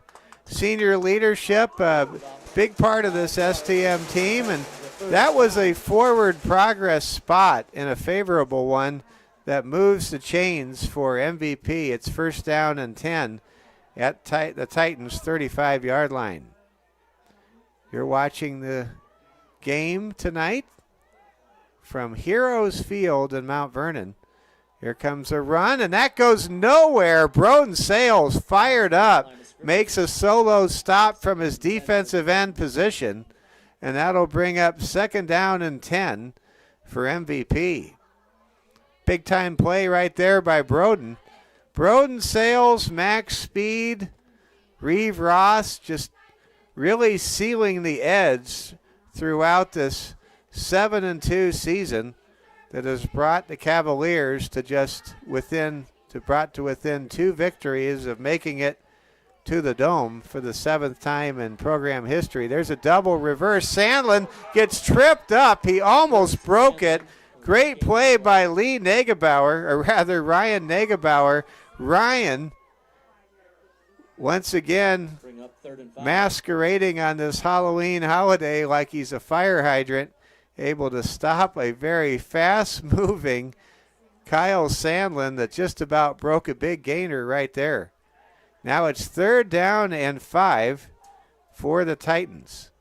Ball at the 40-yard line of MVP. In the gun, it's Isaiah Olson, the quarterback. High snap, handoff goes to Fox, who falls down short of the marker, short of the line of gain, and that'll bring up 4th down. That was not a good spot if you're an MVP fan. The ball put down at the 42. I thought Fox got a little further than that. It's 4th down and 3. Play coming in from the sideline. Coach Brent Olson, who was a longtime assistant at Winter, sends in the play. And the Titans will go for it. Big play here in this 20-19 game, currently led by Mount Vernon Plankinton. And the Cavs jump off sides, I think. And there's a run, and it's a big play. And this could be a touchdown. Running with it's Olson. He's at the 20, the 15, the 10. He's tackled at the 3-yard line by Ryan Negebauer. But Isaiah Olson able to break loose on a quarterback keeper. I thought Broden Sales may have jumped off sides before the snap. The officials did not throw a flag, but it really didn't matter at all whether there was a flag or not, because Olson picks up a total of 51 yards on 4th down and 3, and now it's 1st down and go for the Titans. Under center, it's the quarterback Olson. Handoff to Fox, who scores the touchdown, and MVP has taken a 26-19 lead. The Cavs give up a touchdown on the first drive of the second half to the homestanding Titans. MVP right now playing a very sound game. They have not committed turnovers, and they have converted consistently on third and fourth down tonight. The Titans break the huddle. Receivers split to both sides of the formation. Under center is Isaiah Olson. In motion goes Sandlin. Here goes a handoff to the fullback Fox, and he's tackled shy of the goal line, and that keeps the score at 7 points. Well, that's a big stop for St. Thomas More, because if the Titans had converted that 2-point try, it would have been a 2-possession lead for the first time tonight for MVP. Instead, it stays a 1-possession ball game. It's 26-19. Conventional wisdom, by the way, and we saw this with STM's road win over Spearfish 2 years ago, if you recall. Conventional wisdom is when you're on the road in the playoffs and it's a situation where you're trailing by 7 and you score a touchdown, when you're on the road, they say go for 2 and just go for the win when you're on the road late in a game. We still have quite a ways to go in this one. 8:20 to play in the third quarter. St. Thomas More 26, or rather, let me try that again. Mount Vernon Plankinton 26, St. Thomas More 19. Here comes the kickoff for MVP. It's handled at the 20-yard line by Burke Eschmeyer. Eschmeyer breaks it outside, now takes it back inside, and he gets wrapped up and thrown down, but not before a gain of about 12 yards out to the 31-yard line. That's where St. Thomas More will take over for the first time on offense here in the second half. Cavaliers and the Titans battling for the right to reach the Final Four, and most likely, almost certainly, based on the scores we saw, punch a trip to winner. Coach Brent Olson, the head coach of Mount Vernon Plankinton, longtime assistant in Winter. A lot of ties back there. And STM with a long-standing rivalry with Winter. Hard run up the middle by Elder. Pushes the ball beyond the 40 to they'll mark it right at the stripe at the 40-yard line. St. Thomas More capable of the big play. You wonder, as both of these teams play both ways, if at some point STM can start breaking some big plays through the air. Certainly possible. The Cavaliers scored the final 3 touchdowns in the meeting between these two teams in August. Here's a flare-out pass caught by Negebauer. He makes a man miss. He's at the 45, the 50, knocked in down out of bounds by Kyle Sandlin after he picks up a gain of 20 yards into MVP territory at the 45. What a play by Negebauer. He did something intelligent and instinctive. He went back to the football on that long screen pass, and that was enough to make the defender go for broke and miss. First down and 10 now for the Cavaliers. 2 men to both sides of the formation. There's a pass incomplete. Graydon Juvie, not the tallest player on the team, could not bring in that catch. Second down and 10 coming up. When Graydon Juvie gets the ball in space in the passing game, look out, folks. He, of course, one of 2 Cavaliers to find the end zone by way of a Noah Wald touchdown pass this evening. The other was Max Speed late in the first half. Cavs now go 4 wide, twins to both sides of the alignment. Flare out pass going to be caught by Negebauer. Negebauer making things happen, gets the ball ahead to the 40-yard line.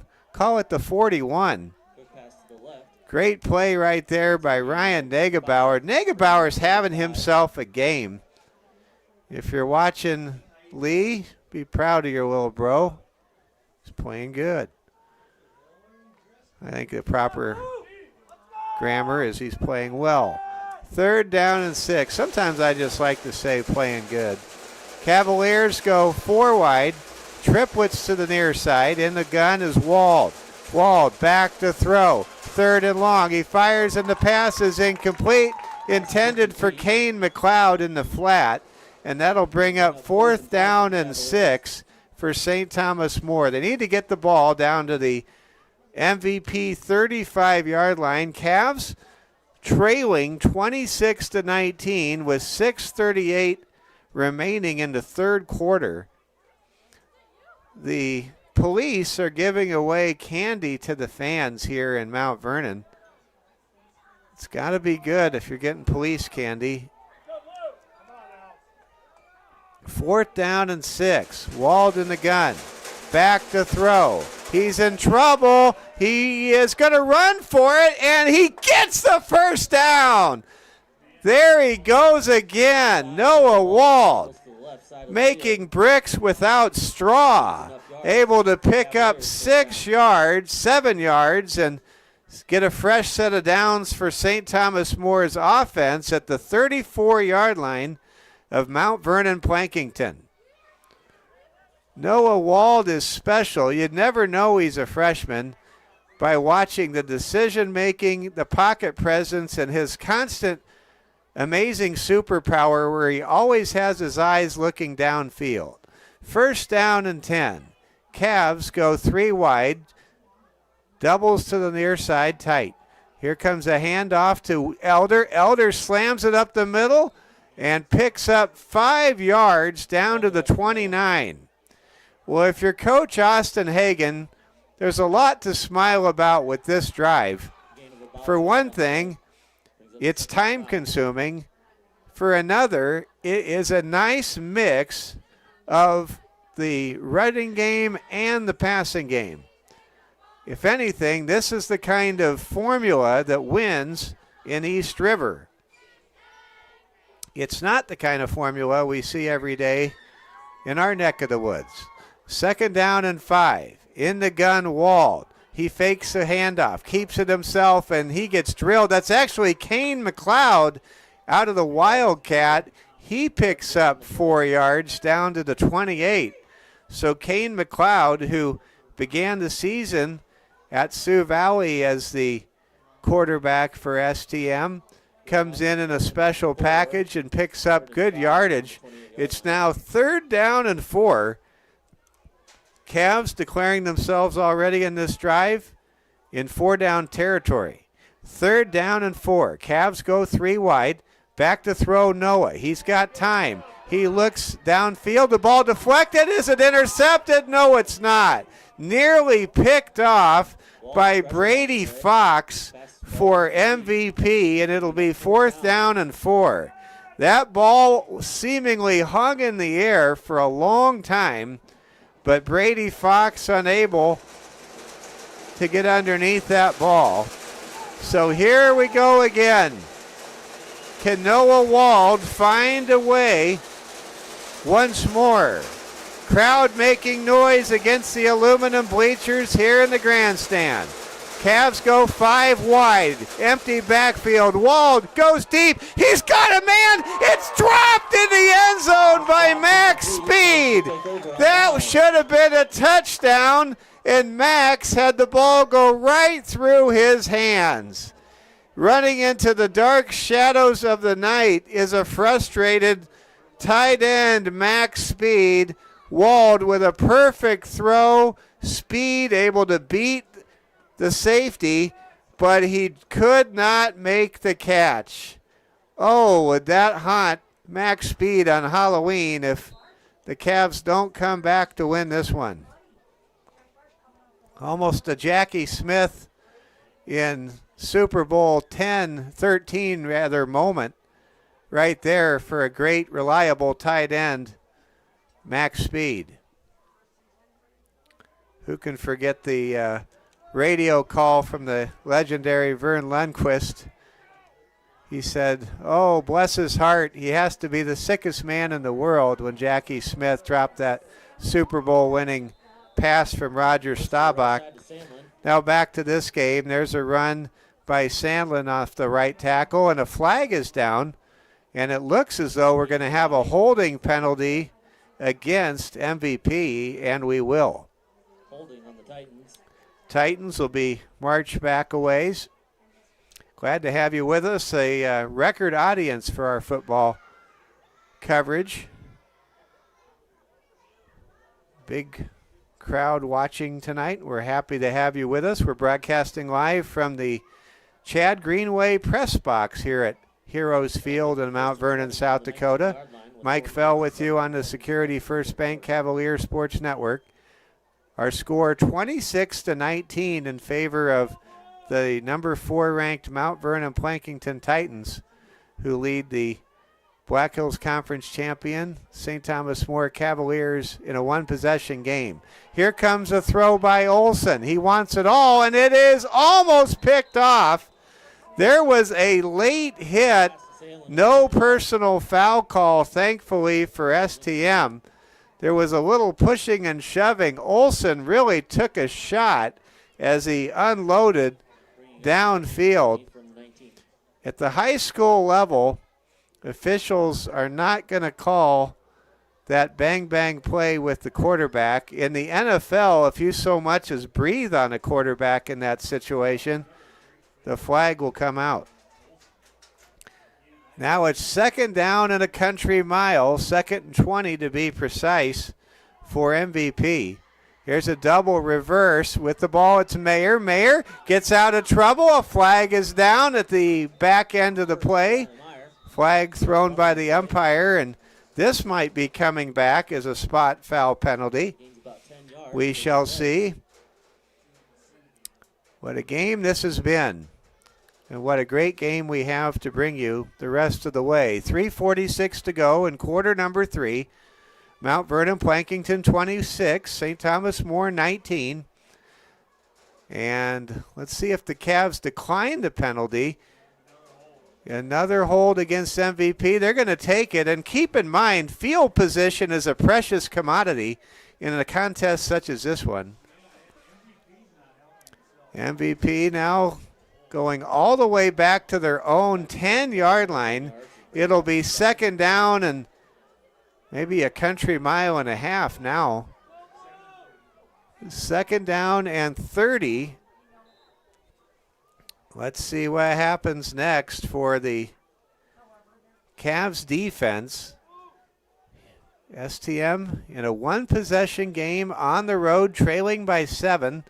We're in the intermediate to latter stages of the third quarter. Tremendous game here in Mount Vernon. There's a shovel pass, and that shovel pass gets sniffed out and knocked down by STM's defense.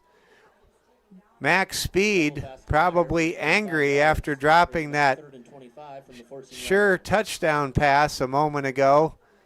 Able to blow off some steam at the expense of the ball carrier for the Titans. It's now third down and 30 coming up. It's a cold, crisp night. Temperatures around the low 40s, I think, right now. Third down and long. Here comes Olson on a pitch play. He's going to keep it himself, and he gets popped.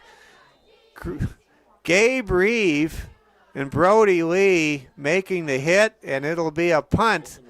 The first punt in a long time for Mount Vernon Plankinton in their own territory. It'll be 4th down and 11. Give some credit to the MVP offense. They did make up 19 yards and removed themselves from the shadows of the west goalpost. So here comes a punt. STM trying to get the ball here and mount a drive to try to tie or at least cut the lead down to 1. Here comes take the lead. Here comes a punt, and it's a dandy taken on the fly by McLeod, who goes out of bounds. Check that. Burke Eschmeyer, who goes out of bounds at the STM 42. Well, if you had come up to Brent Olson, the head coach of Mount Vernon Plankinton, 5 minutes ago and said, hey, you're at your own 10-yard line on 2nd and 30. You're going to not move the chains, but you're going to force STM to start in their own territory. You'd say, yeah, sign me up for that. 10 from the 42-yard line. That's for sure. St. Thomas More breaks the huddle. Cavs have won 7 games in a row. Their last loss was here at Heroes Field back on August the 30th on Labor Day weekend. Here comes Wald. Wald fakes the throw, going to keep it himself. Runs out of bounds, and a flag comes in late. I think Wald got hit when he went out of bounds. This might be a 15-yard unsportsmanlike penalty. Let's sort this out. The officials are going to talk things over and let us know what the ruling happens to be. Let's see what the officials tell us. They're taking their sweet time. They're going to call a hold against St. Thomas More. That is a huge penalty on the Cavaliers.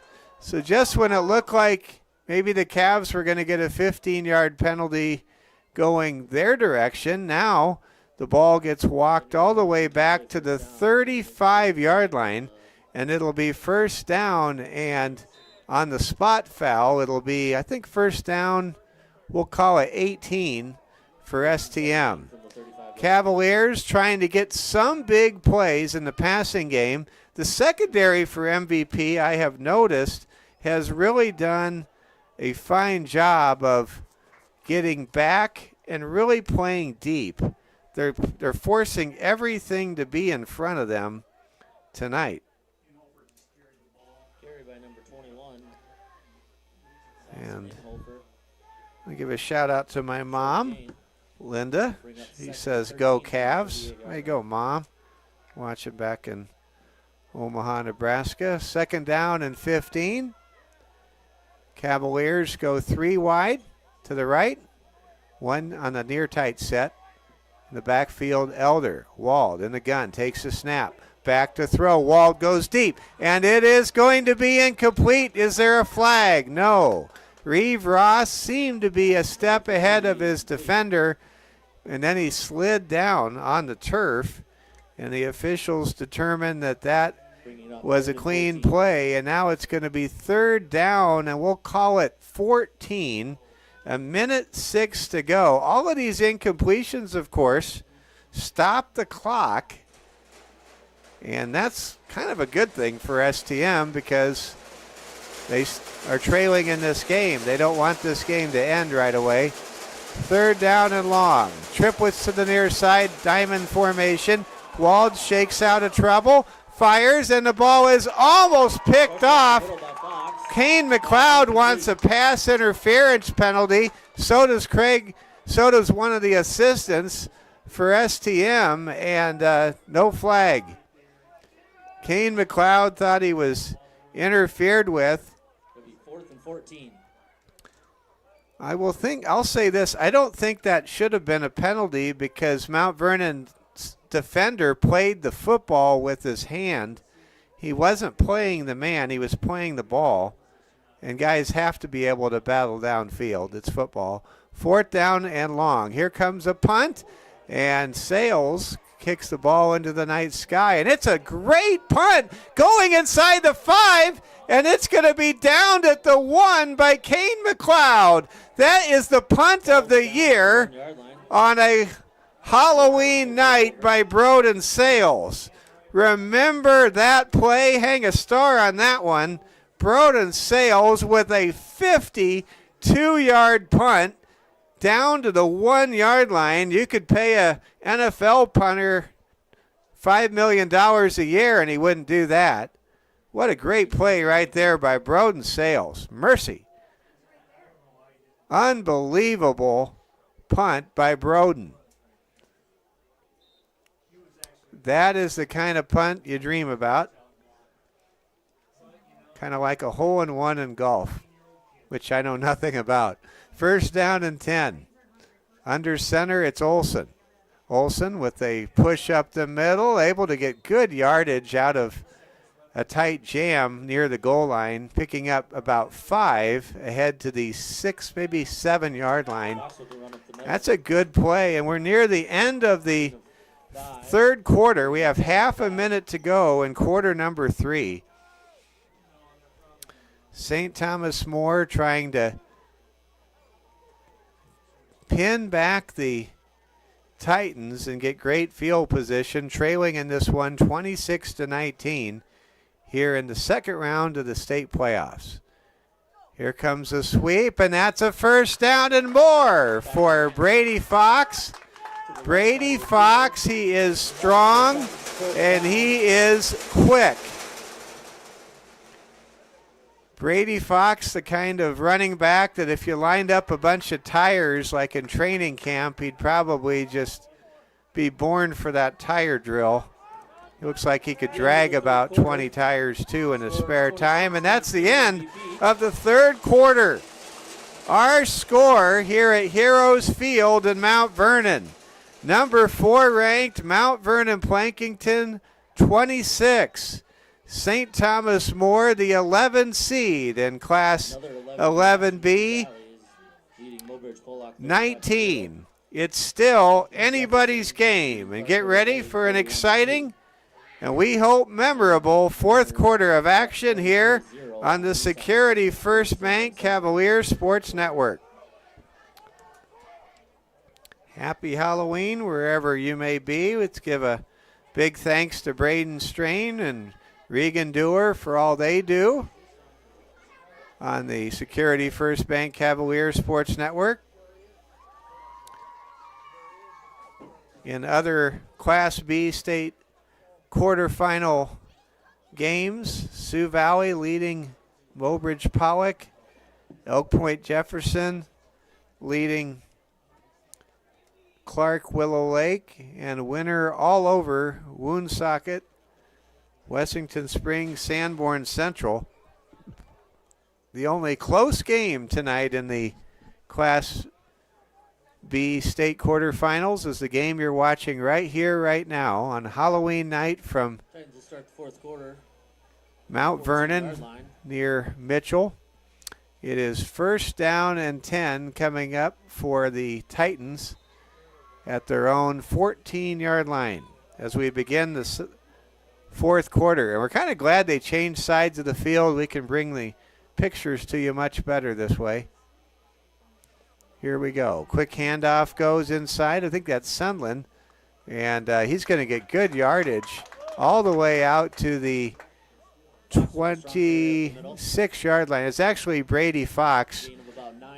Well, as you often see in East River football or in places like Winter where Brent Olson hails from as an assistant coach, the big backs get the carries in the fourth quarter.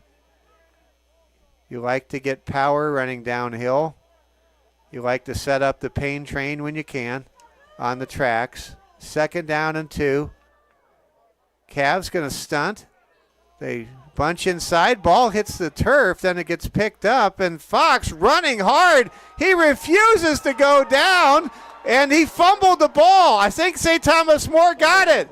And they did. St. Thomas More able to strip Brady Fox from the football. And the Cavs hang tough, get the rip and strip. And the Cavs take over with great field position. First down and 10 at the MVP 36-yard line. How about that swarming defense? That time you kind of hate to see it as a football purist. You saw Brady Fox making the second and third effort. Sometimes that's when the fumbles happen. It can be a cruel game. First down and 10. Inside give to Elder. Elder cutting back. It's nothing, maybe half a yard. Coming in and cleaning up on that play for MVP, I believe, was Jack Larsh. It'll now be second down and 9. The Cavaliers break the huddle. Golden opportunity, trailing 26-19. They forced a turnover for the first time tonight, deep inside Titan territory. In the gun, Noah Wald. Wald fires, and the ball is going to be broken up. Great defense there by Pass is incomplete. Mount Vernon Plankinton, as Ethan Hoffman comes up from his safety spot, makes a great play. And what I think has been a key to this game for Mount Vernon Plankinton is they've been able to limit the success of St. Thomas More in the passing game for the most part by really dropping those safeties and corners, giving a lot of cushion but keeping everything in front. Cavs haven't done a lot of double moves. Wall going deep. He's got a man, and it is caught for a touchdown. Kane McLeod has pay dirt at Heroes Field, and it's 26-25.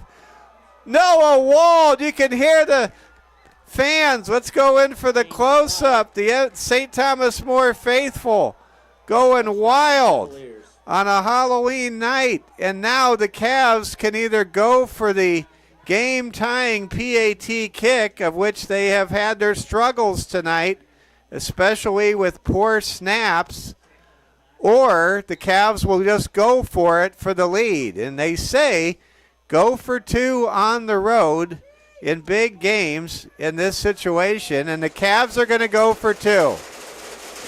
Juvie in the Wildcat. Man goes in motion. Juvie going to keep it. He wants the edge. He's in trouble. He's not going to score. Mount Vernon Plankinton was all over that like a tent, and the score stays 26-25. Wow, what a game we have for you tonight. Still over 10 minutes to play. Kane McLeod catching a pass from Noah Wald. And that was a great play by Kane and just a marvelous throw from Noah. And if you're looking for something to circle, it's the fact that St. Thomas More is now +1 in the turnover category. How many times are playoff games at every level determined in favor of the team that wins the turnover margin?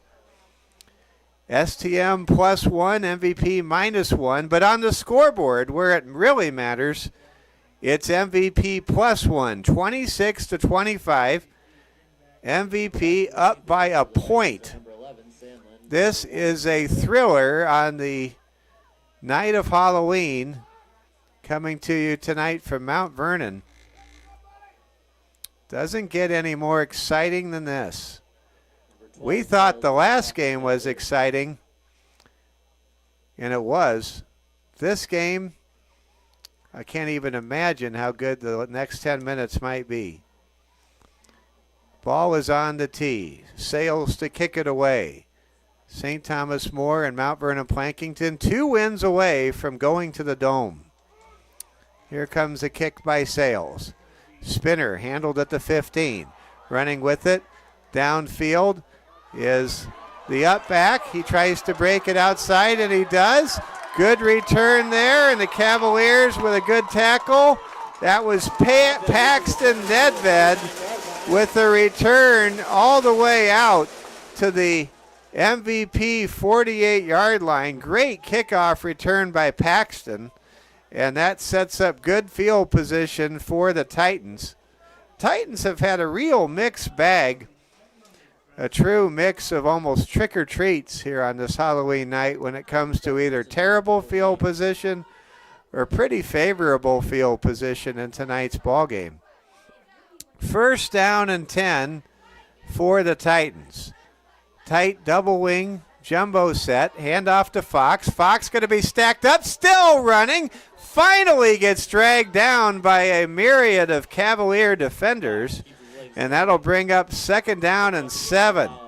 You can really appreciate the brute force, the determination, and the raw tenacity of Brady Fox. The senior, 215 pounds, but with those big wide shoulder pads, That's the biggest 215 you're ever going to see. Here we go. 2nd down and 7. Titans spread things out. Under center, Isaiah Olson, the quarterback. He doesn't want this to be his final game. He wants to go back to where his family came from before they moved here. That would be Winter. Winter looks to be hosting the winner of this game next Friday night in the Final Four of the Class B football playoffs. We've got a flag down in the secondary, and it looks like an unsportsmanlike conduct penalty against Mount Vernon Plankinton. Those are the mistakes you just cannot afford in a big game like this one. The official comes out to make the call, and he's going to call a unsportsmanlike on MVP. Well, these two teams, they certainly know each other by now. They are playing their 8th quarter of football against one another in this rematch. As they say, familiarity can breed contempt. Doesn't mean they don't respect each other, but doesn't mean that they've put each other on one another's Christmas card list. 3rd down and 19 for MVP. Ball back at the Titans, 38. In the gun, it's Olson. Here comes a handoff to Sandlin. There's a double reverse, and that's a tackle by Brody Lee for a loss. Brody Lee, the demolition man, blows up that double reverse in the backfield, and these Cavs fans on the far side are going wild. And why not? The Cavs get the ball back, trailing by 1 with 8:33 to play in the 4th quarter. The Cavs are in a position to take the lead if they can get the ball back here midway through the 4th quarter. 26-25. Here comes the punt. 4th down and a country mile. It's a bouncer and a good punt, and it goes all the way back to the 12-yard line. That was a great punt. It may not have won any aesthetic prizes, but it gets the job done. That's a net of about 50 yards. And St. Thomas More, with no return, takes over at their own 15-yard line. Now on the plus side, with 8 minutes remaining in the game, the stage is set. If STM had a long time-consuming drive to go a long ways with the sand out of the proverbial hourglass in a game like this one. MVP 26, St. Thomas More 25. Security First Bank, Cavalier Sports Network, playoff football from East River. There's a flare-out pass to Negebauer. Negebauer by 1 man, not by 2, and a flag comes in late. And I don't know. They're going to call the penalty against St. Thomas More. I think they're going to get max speed for a hold. And Max has had some frustrating moments. He had a sure touchdown pass go through his arms, through his hands, and now he pins his team half the distance to his own goal with a penalty there. The officiating tonight has been very good. The officials have let the teams play, and they have called it both ways. This has been a very good officiating crew assigned to this great game tonight here in Mount Vernon. We have a conference, and I'm not sure officials know what they want to do. Coach Olson says, yes, we'll take the penalty. I think Brent Olson in that last sequence was being asked if he thought he would just want to take the down stop there. 1st down and long for St. Thomas More. Cavs, of course, capable of the big play from anywhere on the field. Wald, hands off up the middle, and Elder's stacked up for a short gain of maybe 2.5 yards. St. Thomas More really unable to get that power running game back in gear. The only plays in the second half that have worked with any functionality have either been quarterback scrambles by Noah Wald or deep passes downfield, including the Kane McLeod touchdown we had early in the fourth quarter. 7 minutes, 7 seconds to go in regulation. Cavs down by 1 point here in the playoffs. Wald passes intercepted, pick six, touchdown, MVP. Mayer, Brady Mayer, Riley Mayer gets a pick six. Wald with a center screen threw the ball directly to Riley Mayer, who gets the interception, runs it in, and now the score is 32-25. Noah Wald that time just put a lot of air under it. It went beyond his intended target, and that will be the easiest touchdown Riley Mayer may ever score. It's now 32-25, and STM again in a must-stop position, because if the Titans can score this 2-point conversion try, it's a 9-point lead, and then STM is going to have to score twice in the final 7 minutes on the road in the playoffs. This is a huge play. Cavs show stunt, trying to draw a motion penalty. Don't do so. Olsen throws over the top, and it's caught for two. And the Titans have opened up a true margin of separation. They lead by 9, 34-25. Coach Olsen and his son Isaiah reach into a bag of tricks on this trick-or-treat holiday, and they're able to spring a toss over the line of scrimmage to the tight end who got loose in the back of the end zone. And now St. Thomas More in a lot of trouble. What was a 26-25 game is now a 34-25 game after the Titans get a pick six of 15 yards and a 2-point conversion successful attempt. And the Cavaliers must score twice to win this game and to keep this season going. Here comes the kickoff, and boy, does STM need a big play now. Max Speed calls for a fair catch. He secures the ball at the 29-yard line. Cavaliers will take over. Well, this game has had it all. 29-yard line. Max Speed makes the play there. STM still with time. Keep in mind, this Cavaliers offense is capable of, we've seen it this year, putting up 2 or 3 touchdowns in a matter of maybe a minute or two. But this is also a very formidable opponent that has the Cavs down 34-25. Back to throw Wald. Wald in trouble. Finds a wide open Reeve Ross. Reeve staying in bounds. Knocks down a defender, then gets escorted out of bounds. That stops the clock. No, it doesn't. Clock still moving. 6:42. Second down and 1 coming up for STM. Time a consideration. Boy, if the Cavs just could have stopped that 2-point conversion try, the dynamics would be so different than they are right now. Cavs have won 7 games in a row. They had a perfect run in the Black Hills Conference this year, trying to make some magic happen. Wald with all day to throw, finds a wide open Broden Sales, who drops it.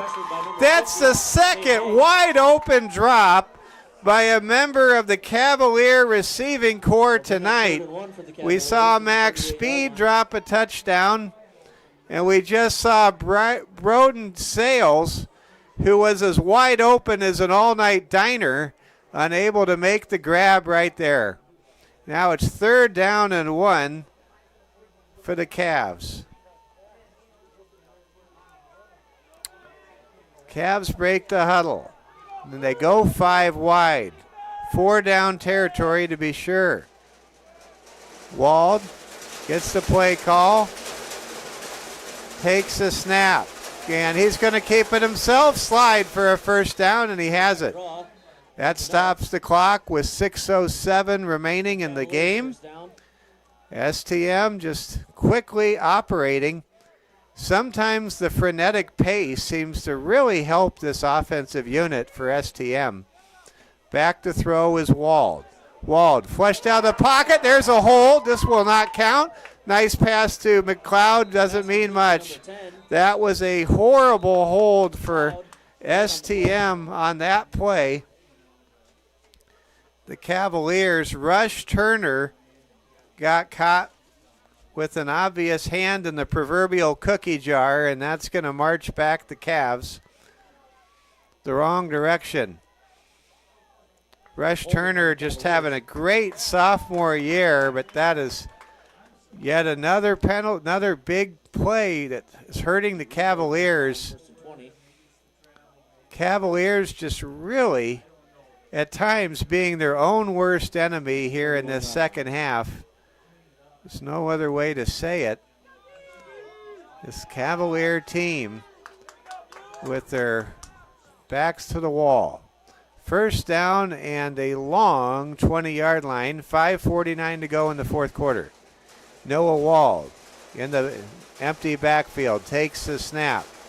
Rolls to his right. He's in trouble. Gets out of trouble. Looks downfield. Fires deep. And the ball is knocked down. Great defense there that time Pass broken up by number 9, Feisner. by Tice Feisner. Great play right there by Tice. Tice has had a good night tonight.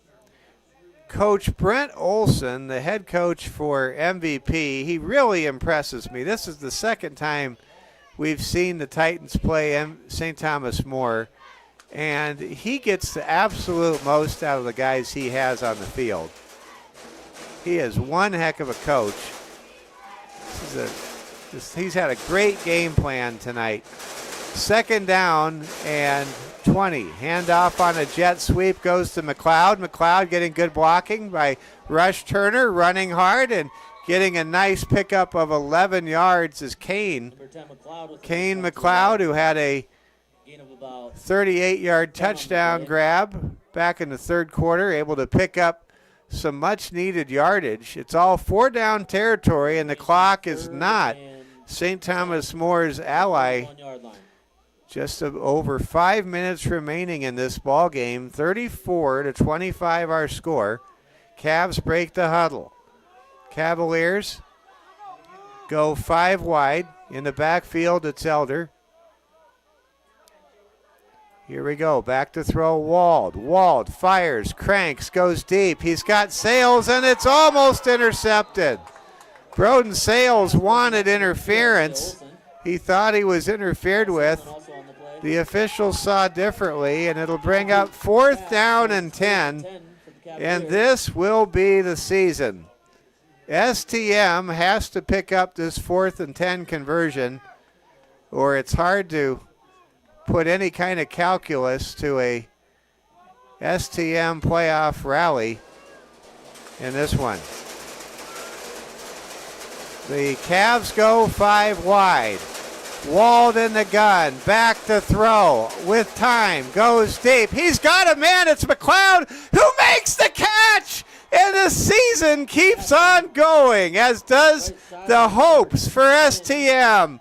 Noah Wald connects with Kane McLeod for a 40-yard grab on 4th and 10. Wow, that's the kind of play that dreams are made of right there. And the Cavaliers are alive and kicking. 4:35 to go in the 4th quarter. St. Thomas More trailing by 9. Cavs go 5 wide. Why not? That's what's working. Inside runs aren't making much happen here. Back to throw, Wald. Flare out pass, Negebauer. Negebauer's got the 30. He's tackled. He fumbles. Did it go out of bounds? It did. That was a big break. Ryan Negebauer fumbled the football. It just barely went out of bounds. Whoa.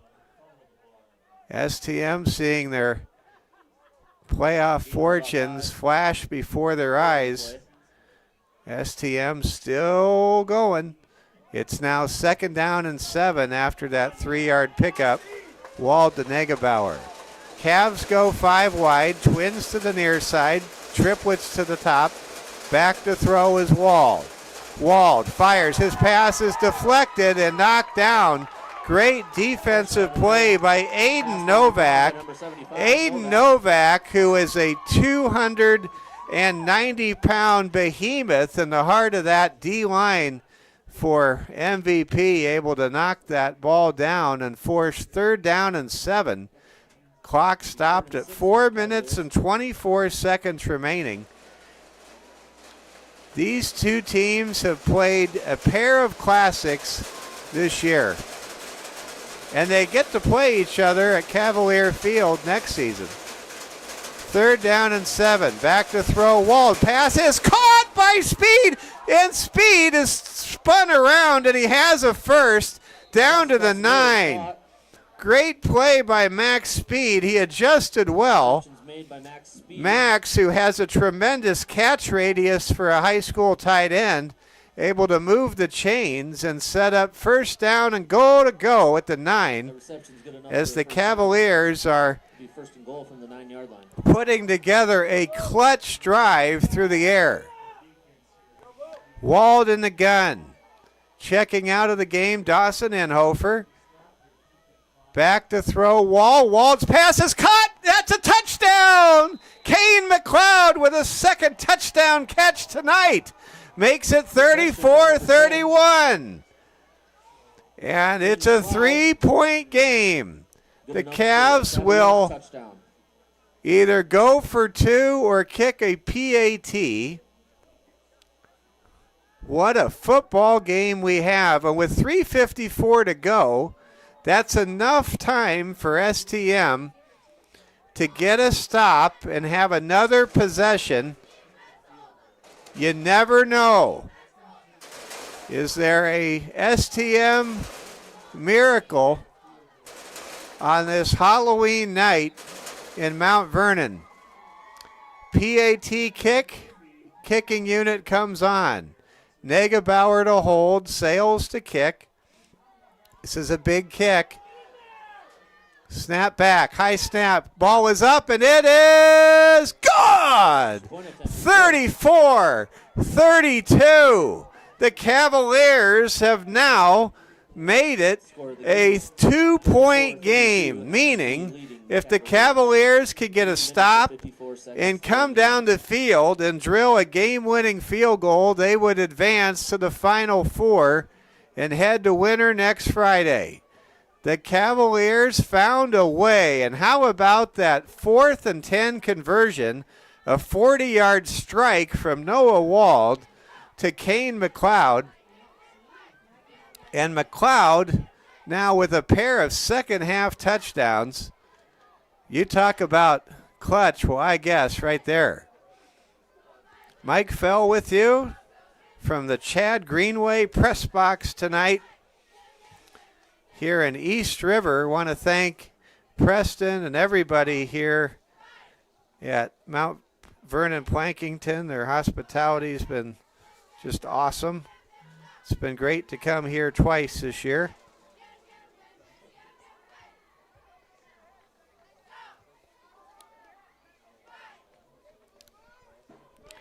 We are watching the Cavaliers come out of the huddle.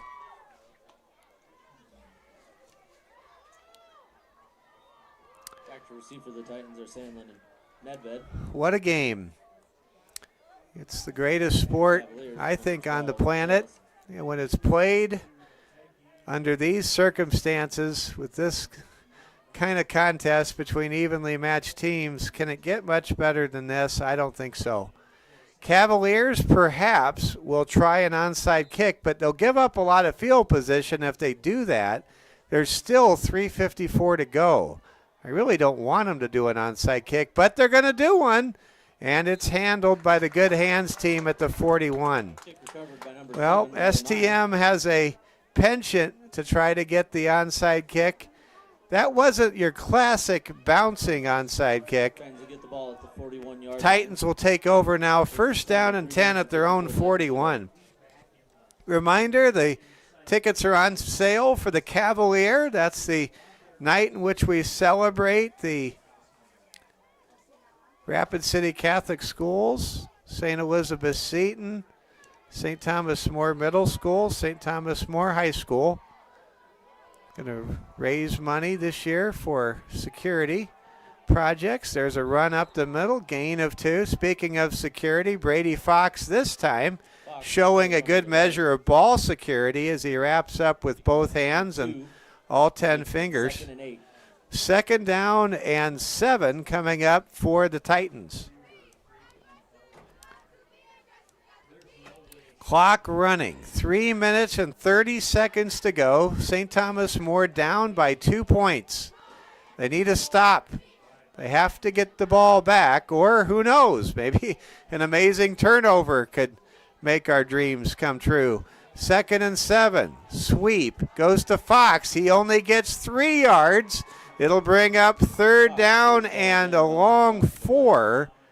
Good tackle there. Negebauer was in on the stop, as was Gabe Reeve. Picking up another 3 yards, bringing it to 3rd and 4. Third down and 4.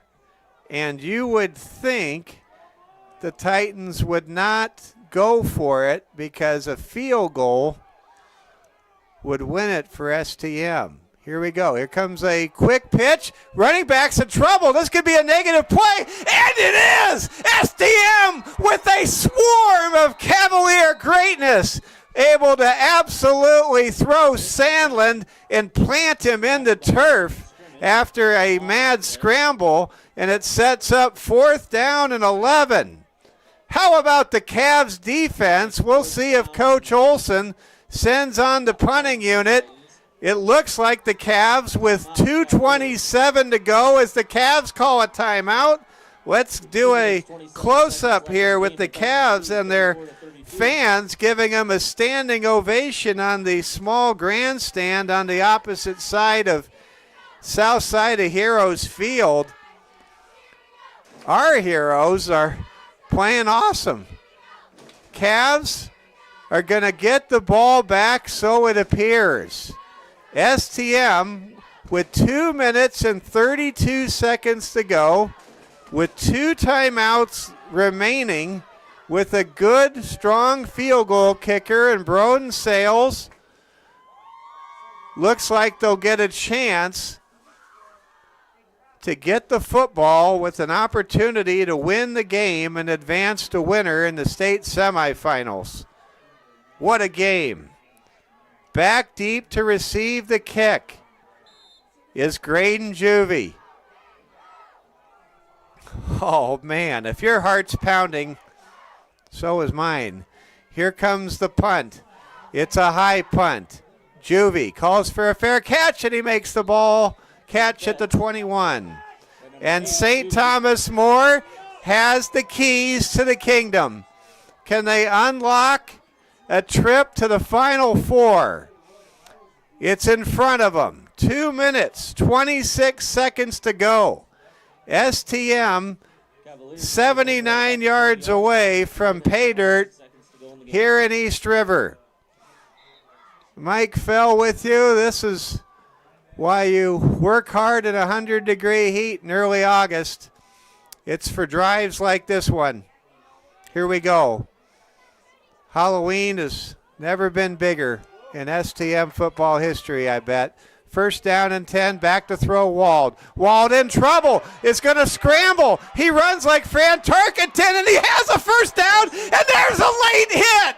One of the Titans unloaded. That was Sandland, maybe smarting from the gang tackle he took a couple minutes ago.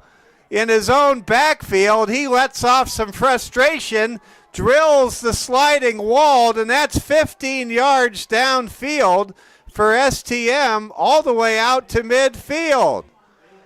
Big penalty there by MVP's Kyle Sandland, who's had a great game tonight. And the ball now halfway to where STM wants it to go with still 2 minutes and 18 seconds to play. Oh, baby, buckle up. First down and 10. Cavs at their own 48. Noah Wald with the presence of mind and the speed to make something happen, and what a gift from Kyle Sandland. First and 10. Cavs go 5 wide. That's been working. Number 5, Wald throws, and the ball is caught by McLeod. No. Yep, he caught it in bounds. He had a foot in bounds. That's a gainer of 8 yards into Titan territory down to the 42. That stops the clock at 2:06. Cavaliers can win the game with a field goal. They're trailing 34-32. Cavs trying to win it here. They started this drive at their own 21. They're now at the MVP 44. 5 wide. Coach Hagan rolling with what's working. Back to throw is Wald. He's going to run. He's in trouble. He gets tackled by Aiden Novak, the 290-pound senior for the Titans. And it's third down and 1. Cavs want to go hurry up. Somebody lost their mouthpiece. That's Max Speed. He gets it back. Third and 1. Wald in the gun. Wald to throw. 4 down territory. He's in trouble. Wald, he's scrambling. He's running. He's going to get the first down or run out of bounds. And wisely, the Titans defender did not think about making the tackle that close to the sideline. And the clock stops with 90 seconds to play in this football game. First down and 10, STM. Remember, Broden Sales' range is around the 20-yard line. The Cavs need to get the ball about 19 yards to line up for a game-winning field goal, according to head coach Austin Hagan. First down and 10. Cavs trying to play football in November. Wald gets out of trouble. He's loose. He's at the 30, and he's knocked out of bounds by MVP's Paxton Nedved, but not before he gets another first down. And the clock stops again at 1:11 to play. STM now, we don't know how those probability charts work, but I'd say they got about a even chance to come out of here with a victory. Down 34-32, the Cavs first and 10 at the MVP 28. 71 seconds to go in a Halloween thriller for the ages. Wald in the gun, back to throw. Throws over the middle, it's incomplete. Nobody was open in the middle of the field. Wald wisely disposes of the football and will live to play another play with 1:07 to go. Second down and 10. The Cavaliers are not in Broden Sales' field goal range yet, according to Austin Hagan. That doesn't mean Sales doesn't have the leg to maybe make something like a 40-yarder, but he's not known for his accuracy from beyond about 35 yards. This, where the Cavaliers are right now, would be a 45-yard field goal. Second down and 10. Wald back to throw, goes deep, and he's got a man, and it's caught by Reeve Ross at the 10-yard line. Reeve with the catch of the night. Wow! And the Cavs fans and the cheer team is in a state of delirium. It's first down and goal to go for St. Thomas More at the 5-yard line. Reeve Ross climbed a ladder and came down with the catch of his career. Reeve does not want this to be the last game he plays as an STM Cavalier. Wow. 34-32. Number 4 ranked Mount Vernon Plankinton leading and clinging to a 2-point advantage. Wald in the gun. In the backfield, it's Elder. Here comes a blitz. Wald gets sacked, and the ball is loose, and MVP has it. No, they're going to say he was down, I think. The officials give STM a huge break.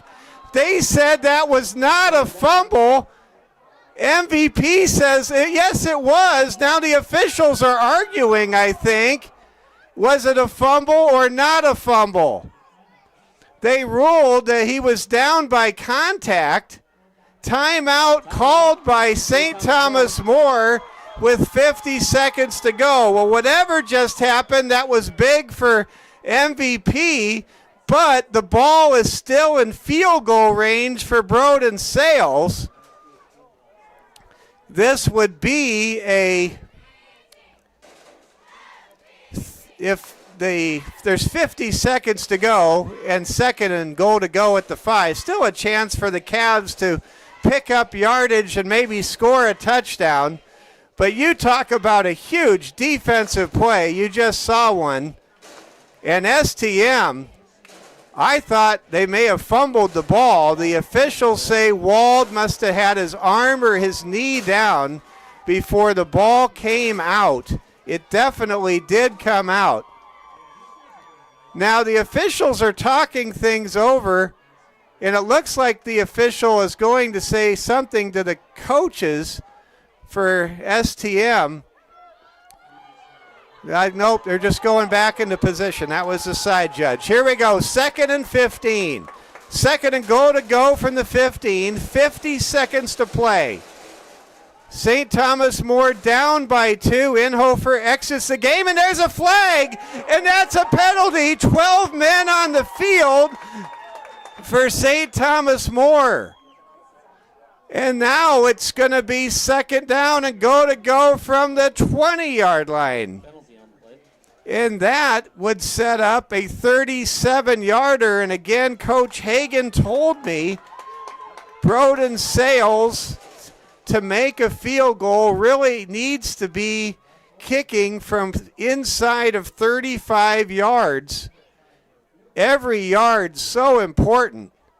STM, though, certainly capable at this point in this game to pick up maybe 10 yards or more and set up makeable field goal range. But right now, a big sack and then a dead ball mental miscue, we think, by Inhofer. I think he came out there and it wasn't the play or the package he was supposed to be on the field.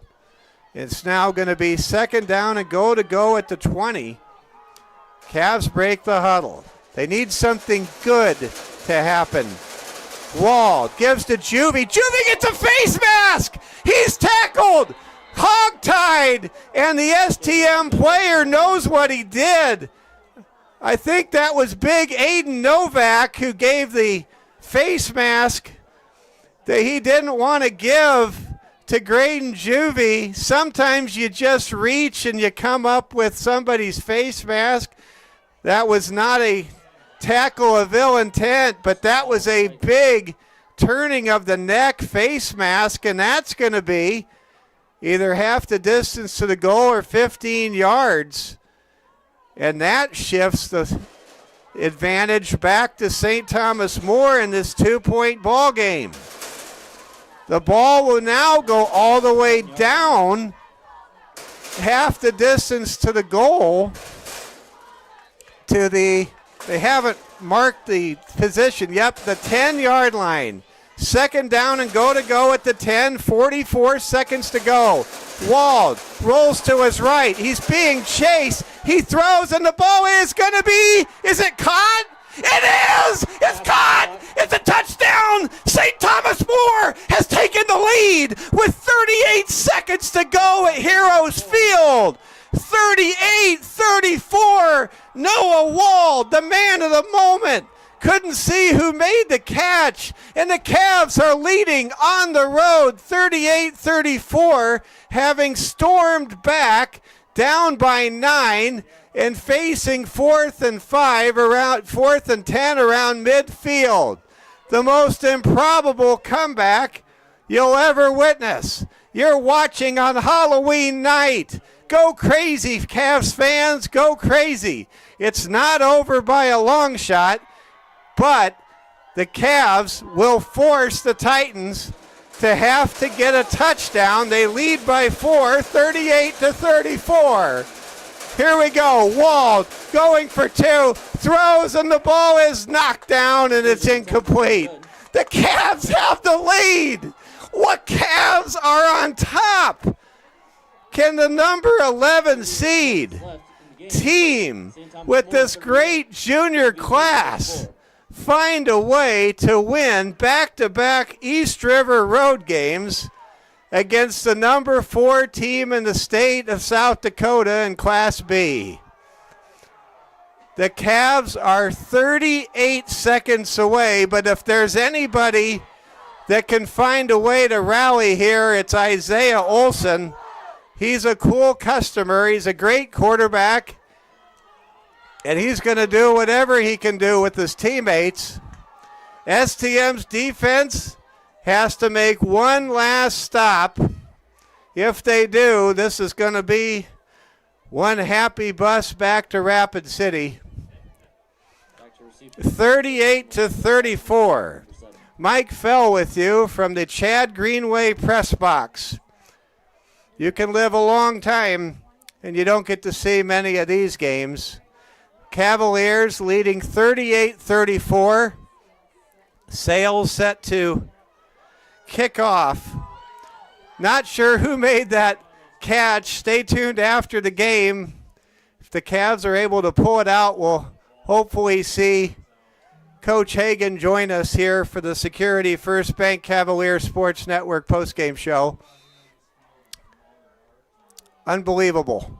Cavs leading 38-34. Here comes a long kick taken by Riley Mayer at his own 10. He's ahead to the 15. He's at the 20. He's getting blocking. A lot of blocking. Maybe a hold. No flag. And Mayer with a great return gets pushed out of bounds by Reeve Ross at the 40. So MVP is going to have to go 60 yards in half a minute. 30 seconds left. The Titans begin their drive at the 40. Can they do it? The Cavs cannot be tied by a field goal or lose on a field goal. They're up by 4, 38-34. St. Thomas More just has to make sure the Titans don't get into the end zone. Titans go 3 wide for the first time tonight. In the backfield, the quarterback Olson, flare out pass, complete, caught by Sandlin. Is he tackled inbounds? Yes, but it's a first down and the clock stops on the first down. Beyond midfield, out to the 48. And MVP uses a timeout. 22 seconds to go. 48 yards. The Titans must traverse. St. Thomas More 22 seconds away from a trip to the Final Four. The Road Warriors looking for their 8th win of this in a row this year and trying to avenge a tough 36-30 defeat on the road here at MVP. You wonder how big a role that 18-point rally that came up short in the fourth quarter back in August has played in STM's comeback tonight, where they have scored the last 2 touchdowns to go from being down 9 after that pick 6 by Riley Mayer, and then a pair of touchdowns and the clutch catches by Reeve Ross and Kane McLeod. I don't even have words to describe those. First down and go to go. This game's still not over. Back to throw Olsen. Speed almost took him down. Olsen rolling, goes deep. He's got a man, and he throws it out of bounds. Way out of bounds, uncatchable. 7 seconds ran off the clock. MVP down to second down and 10 with 15 seconds to go. The Titans have to get a touchdown. Maybe a hook and ladder play or something like that is something you really have to watch out for if you're Coach Nowotny in the defense. Maybe a little bit of a razzle-dazzle throw across the field. But the tight formation end-around plays are not in the playbook at this point. Here comes the Titans. Back to throw Olsen. Olsen rolls, fires, and there's a pass broken up by St. Thomas More. Sandlin thought he might have been interfered with. Cavaliers with good defense from Dawson Inhofer and Joe Giacometto. 10 seconds to go. 10 seconds to one of the greatest celebrations in the history of St. Thomas More football. The Cavs are 10 seconds away from a trip to Winter next Friday. The fans are on their feet and making as much noise as 100 people can make. And all of you back home, keep making the noise too. We feel you. We can't hear you, but we feel you. Third down and 10. Back to throw Olsen. Final seconds. 8, 7, 6. Olsen going deep. He's got a man. It's intercepted! And it's incomplete. Sales, I thought, had the pick, but he didn't hang on. And the game stays alive with 3 seconds to go on 4th and 10. But now his situation is as clear as can be as MVP burns their final timeout. All STM has to do is make a tackle. They have to remember, though, any penalty will, and the game will continue on. So whatever you do, if you're St. Thomas More, don't commit a penalty. 38-34. St. Thomas More, one play away from an amazing road comeback victory. Cavaliers trailed 20-19 at the half. They were down 34-25, and it didn't look good with about 8 minutes to play. St. Thomas More, 38. MVP 34. The Cavs kind of flying under the radar this year. Very, very reminiscent of the Lady Cavs state championship basketball season of 3 years ago. 4th down and 10.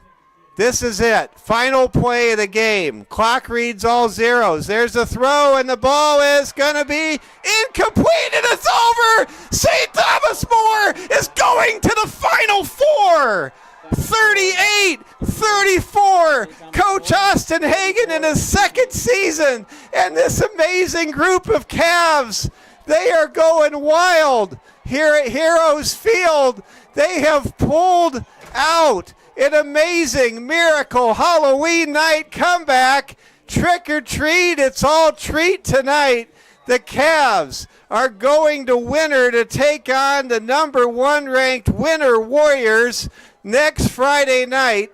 The Cavs will play football in November in 2024. Wow! Go crazy, Cavs fans, go crazy. St. Thomas More, 38. Mount Vernon Plankinton, 34. This is the kind of moment you dream about when you're playing tackle football in the backyard. This is what stays with you the rest of your time on the planet before you go to heaven. This is amazing. St. Thomas More, 38. Let's capture the celebration, and Coach Hagan will likely join us. He's being mobbed by the media, I think, at the moment.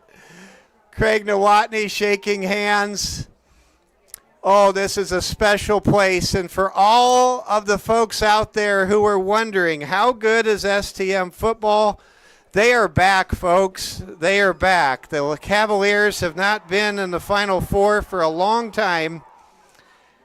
Cavalier football is back to its rightful place near the very top of the state of South Dakota. St. Thomas More players, coaches, and all the fans, we're going to capture this here, celebrating. Oh, is this awesome? I want to go out there too, but I'm going to keep on bringing you this broadcast.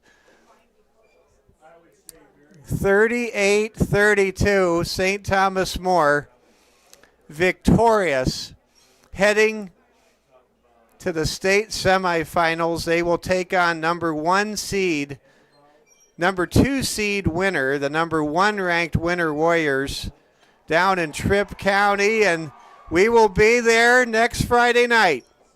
We will be bringing you the renewal of a rivalry that I've heard much about and haven't seen a lot of in 5 years of bringing you Cavalier sports. St. Thomas More, West River football teams in the state semifinals, playing for a trip to the Dakota Dome in 2 weeks. Oh my goodness. Breathe in, breathe out, and just thank our good Lord and Savior Jesus Christ. Oh, is this good? Oh, is this great? Oh, is this awesome? Cavs do it. 38-34. I don't even know who caught the game-winning touchdown, but I think Coach Hagan will be able to enlighten us on it. We're going to stay right here as long as we have hope that Coach Hagan is going to be able to join us in the broadcast booth here in the Chad Greenway press box. St. Thomas More 38 and Mount Vernon Plankinton 34. We see the end of some great careers for Mount Vernon Plankinton's team that finishes 7-3 on the season against a really tough East River schedule. St. Thomas More, co-champions of the Black Hills Conference. They are going to play in the state semifinals, and STM coming off of a series of seasons where STM was knocked out in the first round on the road going East River, now has a pair of East River Road wins, a pair of road playoff victories, knocking out the 6 seed Groton Area Tigers last week, and now the 3 seed Mount Vernon Plankinton Titans tonight. And St. Thomas More, we're waiting for Coach Hagan to finish talking to the reporter from the Mitchell Republic and come up here and join us. And I love Coach Hagan. He's just so nice and courteous to everybody. We want to talk to you, Coach. Come on up, buddy. St. Thomas More 38, MVP 34. This game will be remembered for a long time, and I think this is the game where STM really put itself back on the South Dakota football map. And I'll just tell a story. Before our first game of the season in Volga, when STM was going up against Sioux Valley, which had also advanced to the Final Four tonight, I heard some fans talking about St. Thomas More, and they were fans of the Sioux Valley Cossacks.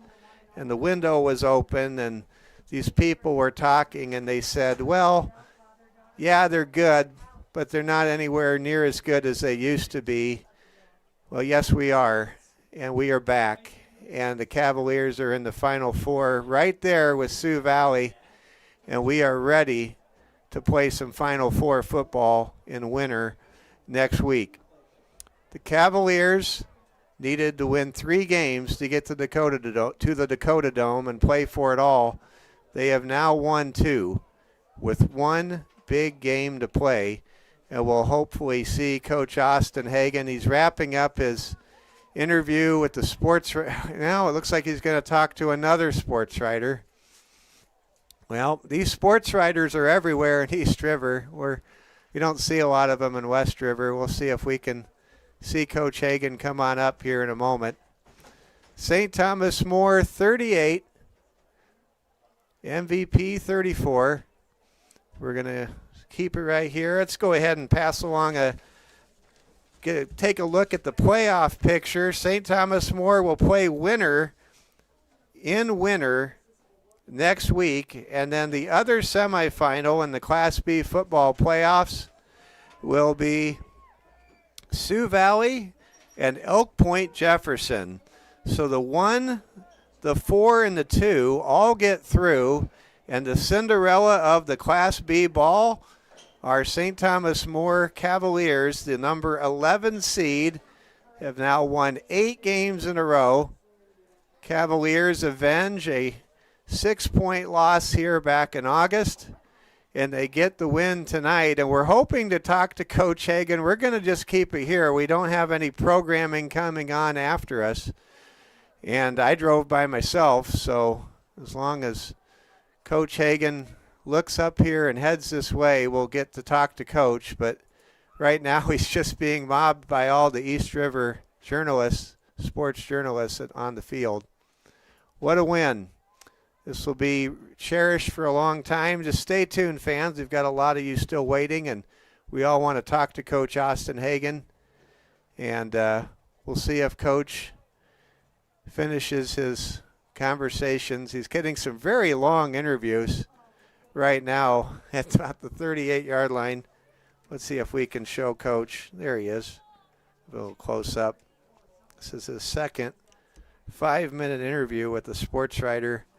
They don't do formal press conferences in the high school ranks. It's just question after question after question until the sports writer shakes hands. And let's see if we can get Coach to come on up. Coach hugging his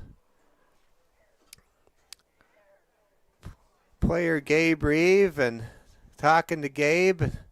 Let's see if Coach can come on up. We're motioning here.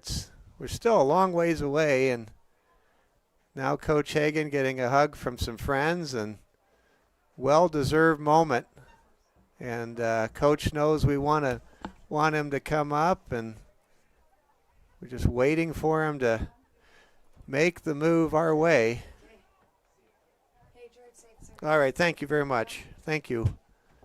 And hopefully Coach Hagen will come on over. We're just waiting for him. Now he's, I think, distracted, and I think we're going to call it a night. I think Coach may have forgotten. Well, we will never forget this game. St. Thomas More 38, Mount Vernon Plankinton 34. The Cavaliers have now won 8 games in a row. Your Black Hills Conference co-champions are in the Final Four. They will take on the number 1 ranked Winter Warriors in 8 days. And we will bring you that game live from Winter High School in Winter, South Dakota. And, man, those 8 days can't get here fast enough. The Cavaliers will enjoy this victory, have a happy bus trip home. I'm going to drive home tomorrow after going to stay over in Mitchell, and what a win this has been. What a comeback. And the Cavaliers, we thank all of you for watching. Our largest audience by far of the season. St. Thomas More, the final score, 38. Mount Vernon Plankinton 34. The Cavaliers advance from the quarterfinals to the semifinals. We will have regional volleyball for you next Tuesday night on election night, and we'll have more details to share about that in the days ahead. And we will be with you live from Winter, South Dakota, a week from Friday on November the 8th. for all of us with the Cavalier Sports Network, for Braden Strain, for Regan Dewar, for our outstanding superintendent, Dr. Julie Tipton. We salute head coach Austin Hagan, all the coaches and the players and the parents, everybody, and all of you fans, everybody that's a part of this return to glory for St. Thomas More football tonight. Our final score. Oh, we might get Coach Hagan. Let's keep it right here. Let's see if we can get Coach Hagan to. Yep, we're going to get Coach. All right. Well, Coach Austin Hagan is on his way up. Oh, this is awesome. I was starting to give up hope. Stay tuned. Come on back. He's coming up. If he can get over the fence and get up the bleachers, we get to talk to him. All right. I'm so glad I do a long wrap-up because if I didn't, I would have unplugged the stream. Here we go. We get to talk to head coach Austin Hagan. This is going to be great. Oh, man. There he is. Coach, congratulations. Wow. First of all, help me out. Who caught the go-ahead touchdown? I couldn't tell. Ryan Nagebauer. Ryan did it. Ryan Nagebauer got the go-ahead touchdown. Coach, I mean, this group of guys is so special. They have just been doing it right all year long. And then I lost count of how many times they had to do something, and they did it. Yep. That was a challenge before the game. You know, we told them this game is not about what you're capable of. It's about what you're willing to do for each other, for the team, for the community that was here to support us, the fans watching. They were incredible. That's the best road crowd I think I've ever seen us take out. Yeah, and the boys were willing to do anything tonight to win. So well, they did it. I go back to a lot of key plays. 4th down and 10. We're down by 9, and we convert the play. Yeah, yep. McLeod just made a great catch. Yep.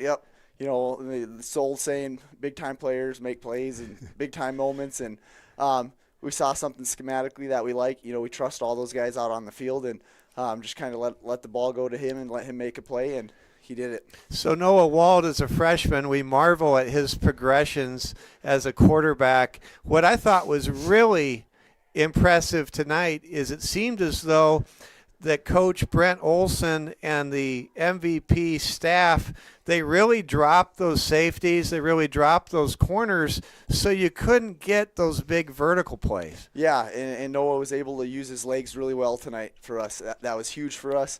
You know, sometimes that was scripted to happen that way. A lot of the times it wasn't. And when he's able to extend plays and get first downs and get yardage, it's huge. Well, how many times does a young quarterback want to force something? I mean, he just didn't force anything. Right. Yep. You know, he had the one mistake. If you can call it that, I'll chalk that up to myself. We motioned the wrong way, and you know, we give up the pick 6 going into the end zone, and we just told our guys, you know, keep playing. We know we can score fast. We have the athletes. The offensive line was doing an awesome job, and we were able to do that. Talk about that catch by senior Reeve Ross. You talk about a quote-unquote senior moment. That was it. That was a huge play by him. Great play. You know, he wasn't targeted a lot, you know, throughout the game, it seemed like. And then, you know, he got his opportunity. He stepped up and made a huge play. So in a game such as this, you just have to be playing for each other. You guys got to have that belief. But what I did kind of feel like as the game went along into the 4th quarter with that comeback, it certainly may have helped that we were here before and that we had finished the last game we played the way we did. Yeah, just that confidence, being comfortable with it, right? You know, and being in that situation and being down and knowing we can score whenever we want, we can score fast, and just to be able to keep playing, being 1-0 in each play. Well, you know, we didn't go 5 wide and just play that way all game. We had to make it a 4-quarter football game. I thought Josh Elder and your O-line really stepped up and physically, you know, matched the physicality of their East River opponent tonight. Yep, big time. In this game versus the first time we played and we had a run game, we were able to move the line of scrimmage and have success running the ball. and you have to plan for it. Now you're a little bit more balanced. When is the throw going to come? When is the run going to come? And just keep them guessing. So we look ahead. We have a game against the Winter Warriors coming up. Before I think you and I were even around this program, I've heard a lot of interesting stories. I can't imagine what that environment's going to be like next Friday night. Yeah, it's going to be rocking. Big semifinal game. They're a great football program, obviously. They have been for a long time. They're very well coached, and, they're a big physical run team. East River, we've seen it a few times now, and should be awesome. Coach, we have a chance when we look at the screen, we're able to see how many fans that we have. This was an absolute smashing audience on the night of Halloween. It's so many people looking in and watching. What do you want to tell all these fans that spent Halloween night with your team pulling out this great win? Yeah, we love them. We appreciate the support. You guys have been awesome all year, from our first home game having to change times and those guys still adjusting their schedules to be there. Their continued support of the boys and feeding us and doing all those things. They had breakfast ready for us this morning. We just love you guys, and we love the support from you guys, and it's greatly appreciated. I have a feeling that we're not under the radar anymore. Probably not. I think it's official now. St. Thomas More football is about to get a lot more of a spotlight, and we'll take it. It's well earned for these guys. Absolutely. Yep, absolutely. And that's the thing, whether you're under the radar, or everybody knows about you, still got to go out there, play 4 quarters, and play to a standard, and we keep doing that, good things are going to happen. Coach, congratulations. Enjoy this. Happy bus trip home. I wish I was on the bus. Yeah, it's going to be a riot. I know. I wish I was there, but hey, next week I will be there and on the bus to Winter, and man, it's nothing like it. This is so awesome. Way to go. Absolutely. I'm so happy. Way to go, Coach. Thank you. Thank you. Appreciate it. You bet. Thank you. That's head coach Austin Hagan.